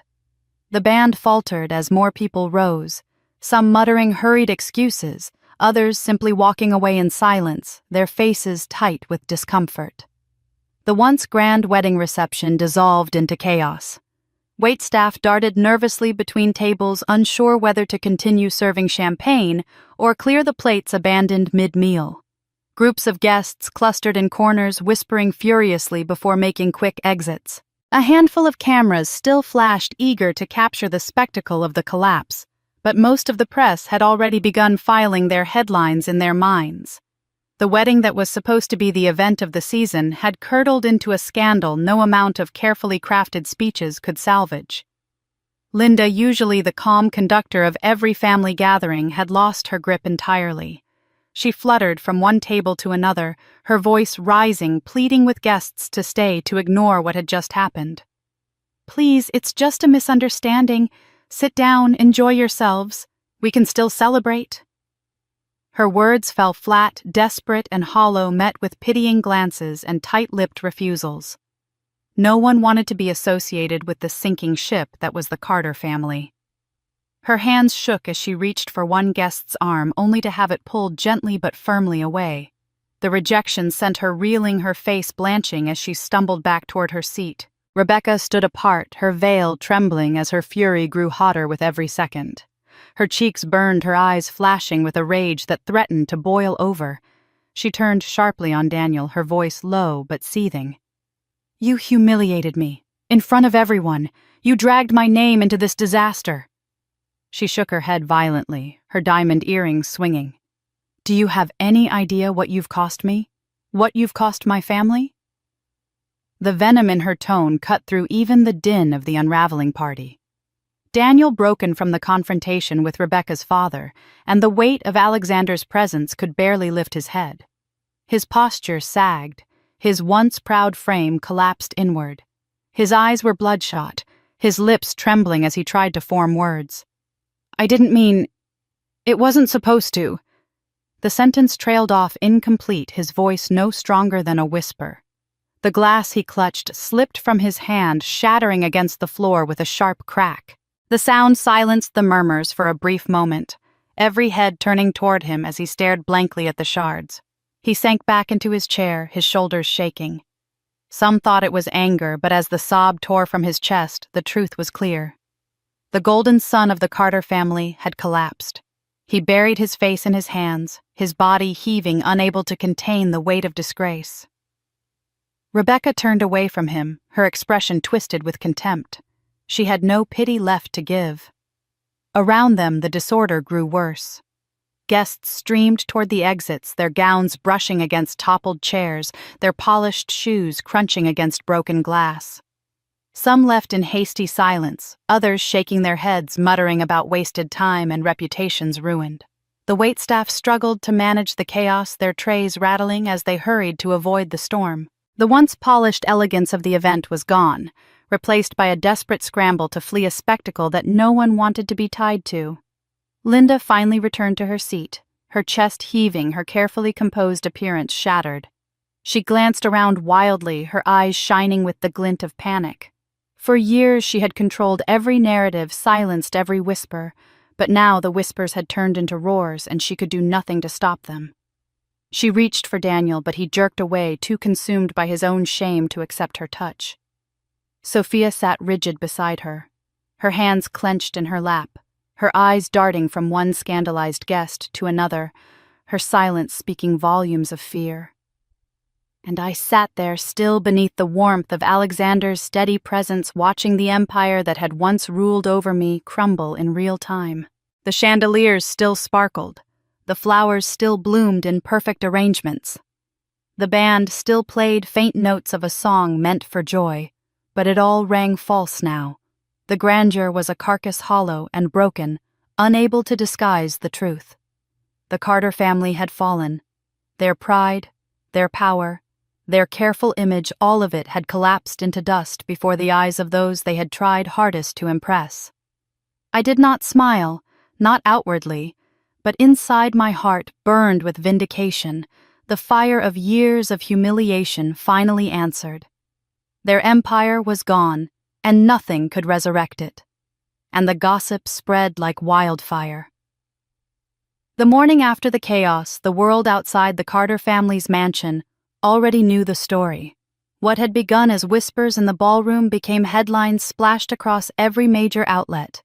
The slap that had landed across my cheek, meant to diminish me, had instead become the single most infamous moment of the wedding. Newspapers carried it as though it were breaking news of national importance. The slap, the billionaire, the ruined wedding, read one headline in bold letters across the front page. Other outlets were no gentler. A society wedding implodes humiliation in front of a 5-ipulday tycoon, one tabloid screamed.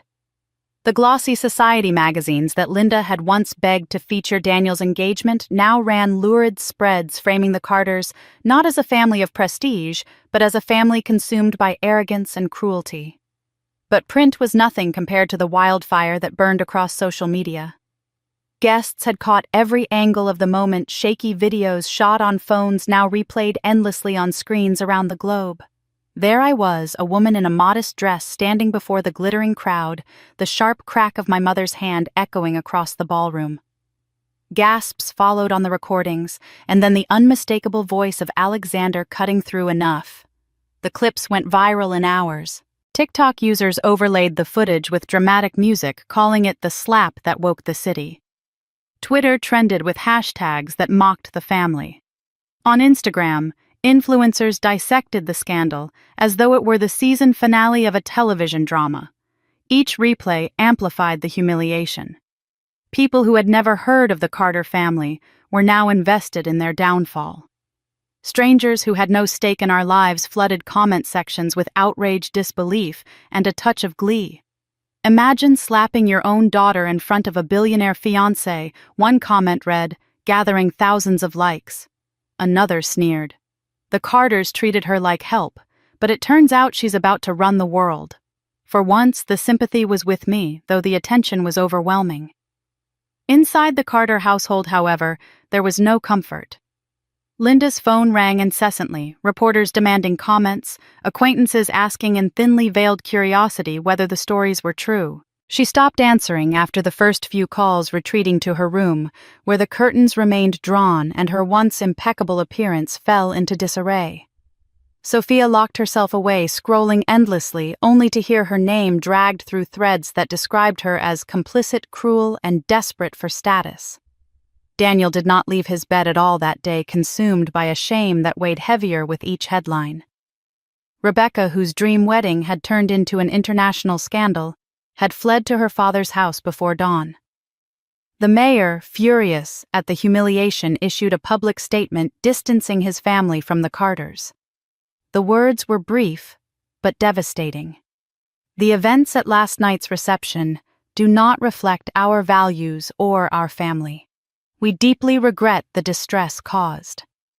In one sentence, the alliance Linda had so carefully crafted crumbled, leaving her family adrift without political or social protection. For all their attempts to control their image, the Carters could not stop the tide. Every attempt to deny or spin the narrative backfired. When a cousin tried to claim online that the video was taken out of context, commenters responded with side-by-side clips from multiple angles proving nothing had been misrepresented. When Sophia privately messaged a friend to defend her mother, screenshots of her words leaked within hours. The Carters were no longer the arbiters of their story. They were the punchline. At coffee shops, strangers chuckled over the clips. At office water coolers, employees dissected the spectacle as eagerly as they did politics or sports. The slap had become more than just an act of cruelty. It was entertainment. For those who had known the Carters socially, it was vindication. Old acquaintances came forward with stories of being slighted, of Linda's snobbery, of Daniel's arrogance. Every skeleton in their closet now rattled loudly in the public square. And for me, the strange twist of fate was that my years of invisibility had vanished overnight. I was no longer the forgotten daughter shuffled into the shadows. The world had seen what my family truly thought of me, but they had also seen Alexander step forward, declaring his allegiance to me without hesitation. In the same breath that destroyed my family's reputation, my own future had been reshaped. Yet even I understood that this was only the surface. For while the public devoured the story as a scandal, and while the laughter spread at the Carters' expense, deeper consequences were beginning to stir. The business ties, the political connections, the financial arrangements that had propped up their image, those were the foundations about to give way. The headlines were only the first tremors before the real collapse. But that was just public shame. Private ruin was coming. The collapse of Daniel's business ventures had sent tremors through the Carter household, but Sophia's downfall arrived with its own merciless swiftness. In the days following the viral storm, she clung to the belief that her world might still be safe. Unlike Daniel, she wasn't tethered to contracts or investors. She had her boyfriend, a young man from a wealthy family, someone she had been certain would shield her from the worst of the scandal. For years, she had built her identity around the idea of marrying into privilege, surrounding herself with friends who shared that same glittering dream. But reputations in high society are fragile, and the Carter name had become toxic. The break came quietly, but its cruelty was unmistakable. Her boyfriend arrived at the Carter home with an expression of strained politeness. He did not sit. Instead, he cleared his throat, adjusted his cufflinks, and told Sophia that his parents no longer approved of the match. Their family could not afford to be associated with such disgrace, not after the headlines, not after the videos. "It's not personal," he said stiffly, though it was as personal as a blade pressed against the heart. His eyes slid away as he added, "It's simply impossible now." Then he left, the slam of the door reverberating through the hall, leaving Sophia in stunned silence before the sobs tore from her chest. Word of the broken engagement spread quickly, as all gossip in their circle did. Her friends, once eager to bask in her orbit, withdrew in waves. Invitations to luncheons and parties vanished. Calls went unanswered. Messages grew curt until they stopped entirely. The Carter scandal was a weight no one wished to carry, and Sophia, once prized for her proximity to wealth, found herself alone. The women who had once envied her dresses now whispered about her humiliation. The men who had once flirted at dinners now avoided her gaze entirely. Doors that had always opened with ease now slammed shut before she even reached them. Sophia raged against the isolation. She stormed into my room one evening, her face blotched red from crying, her voice shrill with fury. "This is your fault," she screamed. "If you hadn't made a scene, if you hadn't dragged your pathetic self into Daniel's wedding, none of this would have happened." Her accusations came like daggers, but her eyes betrayed the truth, fear and desperation. She needed someone to blame, and I was the easiest target. I stood quietly watching her unravel. For years she had delighted in mocking me, calling me useless, sneering at my independence. Now she was the one stripped of everything she had built her life upon, and there was no one rushing to her side. I said nothing, not because I lacked words, but because no words could reach her. Her world had been constructed on shallow foundations, and it was crumbling too quickly for her to see that the ruin had been inevitable. My silence only made her more hysterical. She wailed, clutching at the frame of the door as though it might hold her together. Downstairs, Linda pretended not to hear, too consumed by her own disgrace to intervene. Daniel, shut away in his room, offered no comfort either. Sophia was left alone, with her anger abandoned by the family she had always believed would triumph over scandal. She called her former friends, left desperate messages that went unreturned. She reached out to her ex-fiancé, begging him to reconsider, only to be met with icy silence. Each rejection pushed her further into despair. The Carter name had become a brand of shame. Those who had once smiled at Sophia now crossed the street to avoid her. Whispers followed her at the grocery store. Children of family friends who had once invited her to soirees laughed behind their hands when they spotted her. Even the local press, merciless in their coverage, featured her in sidebars with captions like "Sophia Carter from high society to social exile." And still she blamed me. She came again and again with her accusations, her voice hoarse from crying, her eyes swollen. "You destroyed us," she repeated. But her words no longer pierced me. They rolled off like rain on glass, for I knew the truth she could not admit. They had destroyed themselves long before Alexander ever stepped off that yacht.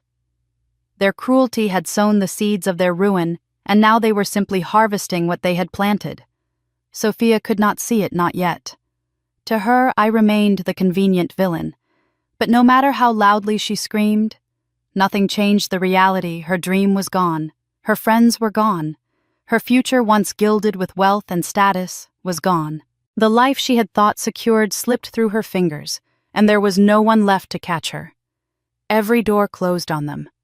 Linda had always carried herself like a woman of unshakable dignity, the kind who commanded attention with a raised brow and silenced dissent with a sharp word. But the days following Sophia's rejection stripped that veneer away, leaving behind a figure barely recognizable. I had heard her footsteps in the hall outside my room more than once, pacing, hesitating, pausing at my door before retreating again. For Linda, pride was armor, and to knock on my door meant casting that armor aside. When she finally did, the sound was faint, a brittle tapping like porcelain about to crack. I opened the door to find her standing there, eyes swollen, her once flawless hair in disarray, makeup smeared from tears. The woman who had prided herself on appearances had ceased to maintain even that. She looked at me with something I had never seen in her face before, fear. Her lips trembled as she began to speak, but no words came out at first. Then, like a dam breaking, she fell to her knees, clutching at the fabric of my dress, her sobs filling the room. "Emily, please. Please forgive me." She choked out, her voice raw with desperation. "I was wrong. All those years, everything I said, everything I did. I see it now. You didn't deserve it. None of it. The sight should have moved me, but it didn't. For years I had craved a scrap of kindness, a word of approval, a sign that she saw me as her daughter and not just a shadow meant to serve others. And yet now, in this moment, her words rang hollow because they were born not of love but of ruin. She was begging not for me, but for herself. She wanted release from the weight of her own downfall, not reconciliation with the daughter she had cast aside. I felt a stillness rise within me, a cold clarity I had never known before. I lifted her chin with my hand, so her tear-soaked eyes met mine. "You made me your servant," I said slowly, each word deliberate, carved from years of pain. "You decided I was nothing more than someone to fetch, to clean, to disappear when it suited you. And now, Mother, you live with it." My voice did not rise, but the steel in it made her flinch as though I had struck her harder than she had ever struck me. Her sobs grew louder, echoing off the walls as she clutched at her chest, her body folding inward. She tried to speak, tried to explain, but the words broke apart in her throat. She collapsed onto the floor, her arms wrapped around herself as if to hold the pieces of her dignity together. The great Linda Carter, once the matriarch who ruled her family with an iron will, was now a broken figure at my feet. She wept like a child, gasping for breath between cries that tore from her in jagged bursts. I did not kneel to comfort her. I did not offer a hand to lift her up. I simply stood watching her unravel, and for the first time I understood what it meant to reclaim my power. The roles had shifted entirely. No longer was I the daughter begging for scraps of recognition. She was the one begging, and I had nothing left to give. Years of humiliation could not be erased with a single apology delivered in desperation. Her tears were not enough to cleanse the cruelty she had sown. Minutes passed, though they felt longer. At last her sobs quieted, reduced to shallow breaths as she lay slumped against the wall, spent and trembling. She whispered my name one final time, a pitiful plea that hung in the air before dissolving into silence. I turned away, my heart steady, no longer bound to the chains she had wrapped around me since childhood. In her collapse I found not sorrow, but liberation. Yet even as I watched her crumble, I knew the story was not over. The humiliation she faced in my room was only one thread in the tapestry of ruin closing around the Carters. Public disgrace had destroyed their image. Sophia's rejection had shattered their social standing. My mother's collapse had marked the death of her pride. But the harshest blow had not yet fallen, and when it did, it would strike deeper than any of them could bear. And that wasn't even the harshest blow. The silence in the Carter household after Linda's collapse was not the silence of peace, but of exile. It was a silence thick with avoidance of phones that never rang and invitations that never arrived. The family that had once lived for galas, luncheons, and charity events found themselves shut out from every circle they once dominated. The mayor's distancing had been only the beginning. Within days, friends who had filled their home with laughter during holidays and anniversaries were suddenly too busy to return calls. Invitations that had been promised months in advance quietly disappeared. Not a single neighbor stopped by with condolences or encouragement. It was as if the Carters had ceased to exist. The exclusion was not subtle. It was deliberate. Garden parties bloomed across town without them. Charity dinners carried on with their names absent from the programs. Even the local country club where Linda had reigned as Queen Bee shifted coldly away. Her membership renewal was met with a bland note thanking her for past contributions, but explaining that her continued presence might be a distraction given the current climate. For a woman who had once judged others for being outsiders, the reversal was a poison she could barely swallow. The whispers followed them wherever they went. At the grocery store, people spoke in low voices, just loud enough to be heard. "There they are, the maid's family," At the post office, someone muttered, "Don't let her touch your letters. She might think she's still serving." The cruel moniker stuck like a brand. They had mocked me as the servant, and now the entire town mocked them as the family of a maid. Even those who might have pitied them avoided showing it, fearful of being dragged down by association. Daniel refused to leave the house. The humiliation at his wedding and the collapse of his business had broken him. He spent his days behind closed curtains, drinking heavily, his once bright ambitions drowned in silence. Sophia's tantrums grew sharper, her screams rattling the walls when another friend unfollowed her on social media or when another store clerk gave her a pitying smile. Linda attempted to maintain a facade by walking to the market once her chin high, but the stares and whispers cut her down before she reached the end of the block. She never tried again. Their home, once a hub of activity, turned into a fortress of shame. Lights dimmed, early curtains drawn tight, the rooms filled with the stale air of isolation. The grand dining table, which had once hosted lavish dinners, now gathered dust. Neighbors drove by without stopping, some slowing their cars just enough to glance at the decaying image of the family who had once lorded their supposed superiority over everyone else. I watched it all unfold with a strange sense of detachment. For years, I had been the one shut out, the one left behind, the one whispered about. Now the roles had reversed so completely that I hardly recognized the world I was living in. Their exile was not a punishment handed down by a single person. It was society itself turning its back, the community refusing to forgive arrogance and cruelty once exposed. The Carter name, which had once opened doors, now closed them just as swiftly. Their exile was not marked by fire and fury, but by the quiet cruelty of exclusion, the kind that eats at pride more than any shouted insult. They were invisible, and for them, invisibility was worse than scorn. They could no longer command attention, no longer strut in finery to prove their worth. They were forgotten, irrelevant, and powerless. And yet, as crushing as that exile was, it was not the end. Their punishment had been public, their shame communal, but something darker, more decisive still lay ahead. Because while the world outside had turned them into pariahs, Alexander had not yet made his final move. And then Alexander made his final move. The Carters' social exile had left them isolated in their own neighborhood, but Alexander was not a man who left loose ends. To him, disgrace alone was never enough. There had to be a reckoning that went beyond whispers and exclusion. And so, while the family cowered behind their drawn curtains, Alexander moved silently and decisively in the world where he wielded his greatest power business. Daniel had clung to his job like a lifeline in the weeks after the ruined wedding. His career was all he had left, the one place he believed his name still carried weight.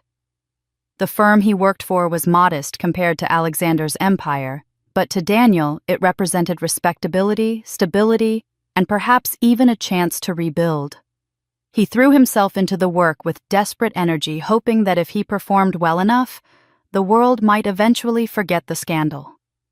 But Daniel had overlooked one simple truth in Alexander's world: nothing went unseen. The announcement came quietly first in financial journals, then on mainstream business outlets. Grant Holdings completes acquisition of Whitman & Associates, the headlines read. For most readers, it was just another corporate deal, one of the dozens Alexander executed each year. But for Daniel, it was the sound of the ground vanishing beneath his feet. Whitman & Associates was his company, his desk, his position, his last shield from total collapse. All of it now belonged to the man who had stood by my side in the ballroom that night. Daniel tried to brush it off at first. He told himself he was too insignificant for Alexander to notice that surely the acquisition was purely financial. But his fragile hope shattered the moment he was called into the office of the newly appointed board. Papers lay on the table, crisp and unyielding, and the decision was final. He was dismissed. Not after a probation period, not after a review immediately. No severance, no second chances, only a cold acknowledgement that his services were no longer required. The humiliation of that moment broke him in a way no public scandal had. At the wedding, he had still managed to puff out his chest to laugh cruelly at my expense. At home, he could still storm about blaming others for his misfortune. But here in the office where he had once believed he commanded respect, there was no refuge. The men and women around the table looked at him with professional detachment as though he were a line item being crossed out. He begged, his voice trembling, insisting that he had given years to the company. But his pleas fell into silence. I was not present in that room when Daniel's downfall was sealed, but Alexander made sure I was given the honor that Daniel had never imagined possible. Later that evening, in the quiet of Alexander's study, he handed me the final paperwork. "This," he said, sliding the folder across the desk, "is the last signature required." My hands hovered over the pen, the weight of the moment pressing down on me. Years of humiliation, years of being told I was nothing more than the family maid had brought me here. I signed my name with a steady hand, the ink flowing smoothly across the page. There was no hesitation, no second guessing. It was not revenge for its own sake, it was justice long overdue. As the final stroke of my pen sealed Daniel's fate, a smile tugged at my lips, cool and unflinching. It was not the smile of the forgotten daughter, nor of the humiliated servant. It was the smile of a woman who had endured, who had risen, who now had the power to decide. In that moment, I understood what it meant to reclaim control. It was not about cruelty, it was about balance. They had written me off as a servant, but now their futures rested in the movement of my pen. The irony was almost too sharp to bear. Daniel had once mocked me, raising his glass to toast the family help. Now it was I who had helped write the end of his career. The papers lay signed on the desk, the ink drying as Alexander watched with quiet pride. Outside, the city moved on as though nothing had changed, but inside that room everything had. For years the Carters had dictated my worth. Now it was I who dictated theirs. Now it was Emily who held the pen to their fate. The ink had barely dried on the papers that sealed Daniel's dismissal when Alexander turned to me with that steady, unwavering gaze of his. "It's time," he said, and I knew he was not speaking only of contracts or signatures. He meant something larger, something final. The storm we had both known was building had at last reached its crest, and I was no longer standing in its path as a victim. I was the one carrying it forward. Days later, we arrived together at one of the most exclusive galas in the city, a charity event that drew senators, CEOs, and cultural leaders. The kind of gathering Linda had once bragged about, attending the kind Sophia had longed for, and the kind Daniel had thought proved his superiority. Cameras lined the entrance, flashes exploding as the guests stepped onto the crimson carpet. When Alexander's sleek car pulled up, the photographers surged forward, calling his name, jostling for the best angle. But as he stepped out, it was not only his presence that drew their attention. His hand extended toward me, and when I placed mine in his, the crowd gasped, lenses snapping with frantic urgency.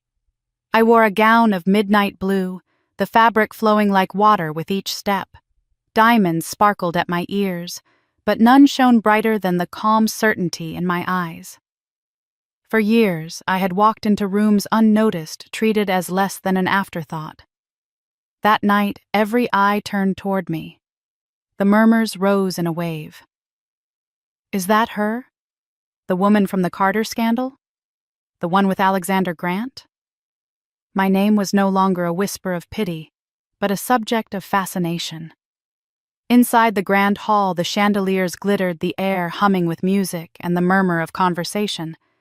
Influential figures greeted Alexander warmly, but their gazes soon shifted toward me, curiosity and respect mingling as they extended their hands.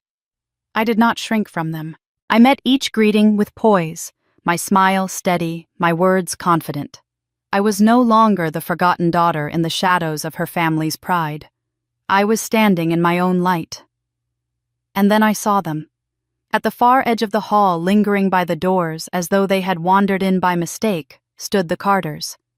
Linda's dress, though expensive, seemed to sag with weariness. Sophia's once bright eyes were dull, her lips tight with envy. Daniel lingered behind them, his shoulders slumped, his face pale from humiliation that no drink could drown. They had not been invited to the inner circle, but had managed to scrape together an appearance hoping desperately to prove they were still relevant. Instead, they stood like exiles watching from the margins as the world they once claimed as theirs embraced someone they had tried to erase. Our eyes met across the room. I did not flinch, and I did not look away. Linda's lips trembled as though she wanted to call out to me to remind me of some bond of blood, but she said nothing. Sophia's glare burned with accusation, but it was hollow, the fire of someone who had no weapons left. Daniel lowered his gaze entirely, unable to face the woman he had toasted as the family help. The orchestra swelled as Alexander led me to the center of the room. The MC's voice rang out announcing our presence, and the crowd erupted into applause. The spotlight found us, bathing us in brilliance, as though the universe itself had rewritten its script. I turned slightly, catching sight of my family still trapped in the shadows at the edge, and I felt the full weight of the moment settle into me. I leaned toward the microphone, my voice steady and clear, carrying above the music and the whispers. "They once called me the Help," I said, pausing as the words struck the silence. My gaze locked on my family, unyielding. Then I straightened the corners of my mouth, curving into a smile as sharp as lightning. "Now I am the storm." The room erupted. Applause thundered through the hall, cameras flashing with relentless fury. Guests rose to their feet, some cheering, others whispering to one another with wide-eyed awe. And at the edge of the room, the Carters stood frozen, their faces pale, their pride in tatters as the world applauded the daughter they had discarded. The storm they had tried to bury had risen, and it consumed them with its power. The vengeance was not a scream, not a slap, not even a cruel word shouted in anger. It was the undeniable truth displayed for all to see that I had triumphed where they had failed. Their downfall was complete, my rise undeniable. And in that moment, the story closed not with bitterness, but with justice. For everyone who had ever been silenced, dismissed, or diminished, my voice carried the promise of retribution and renewal. The Carters had once believed they held the pen to my fate. Now the world knew differently. The audience, both in that glittering hall and those who would later hear the tale, would carry away the same feeling: satisfaction, vindication, and the thrill of a storm unleashed. The chapter ended not in sorrow, but in triumph, with the scales finally balanced, and with me standing tall at the center of it all. They once called me the Help. Now I am the storm. And so Emily's story comes to its close, not as the forgotten daughter pushed into the shadows, but as the woman who stood unshaken when her family tried to break her. She turned every insult, every slight, and every humiliation into fuel for her triumph. The Carters lost their reputation, their standing, and their pride, while Emily walked away with her dignity restored, her love revealed, and her future secured. It is a story of vengeance, yes, but also of resilience, a reminder that sometimes justice does arrive, and when it does, it arrives like a storm. Now I want to hear from you. Do you think Emily made the right choice when she refused to forgive her family, or would you have chosen differently if you were in her place? Did the ending give you the sense of satisfaction you were waiting for, or do you believe the Carters deserved an even harsher punishment? Share your thoughts in the comments below. Your voice matters here, and I want to know what part of Emily's journey struck you the hardest. And if you want more stories like this, filled with drama, revenge, and justice, served in the most unexpected ways, make sure you hit that subscribe button and turn on notifications so you never miss what comes next. This was Emily's storm, but there are many more stories waiting to be told. Will you be here for the next one?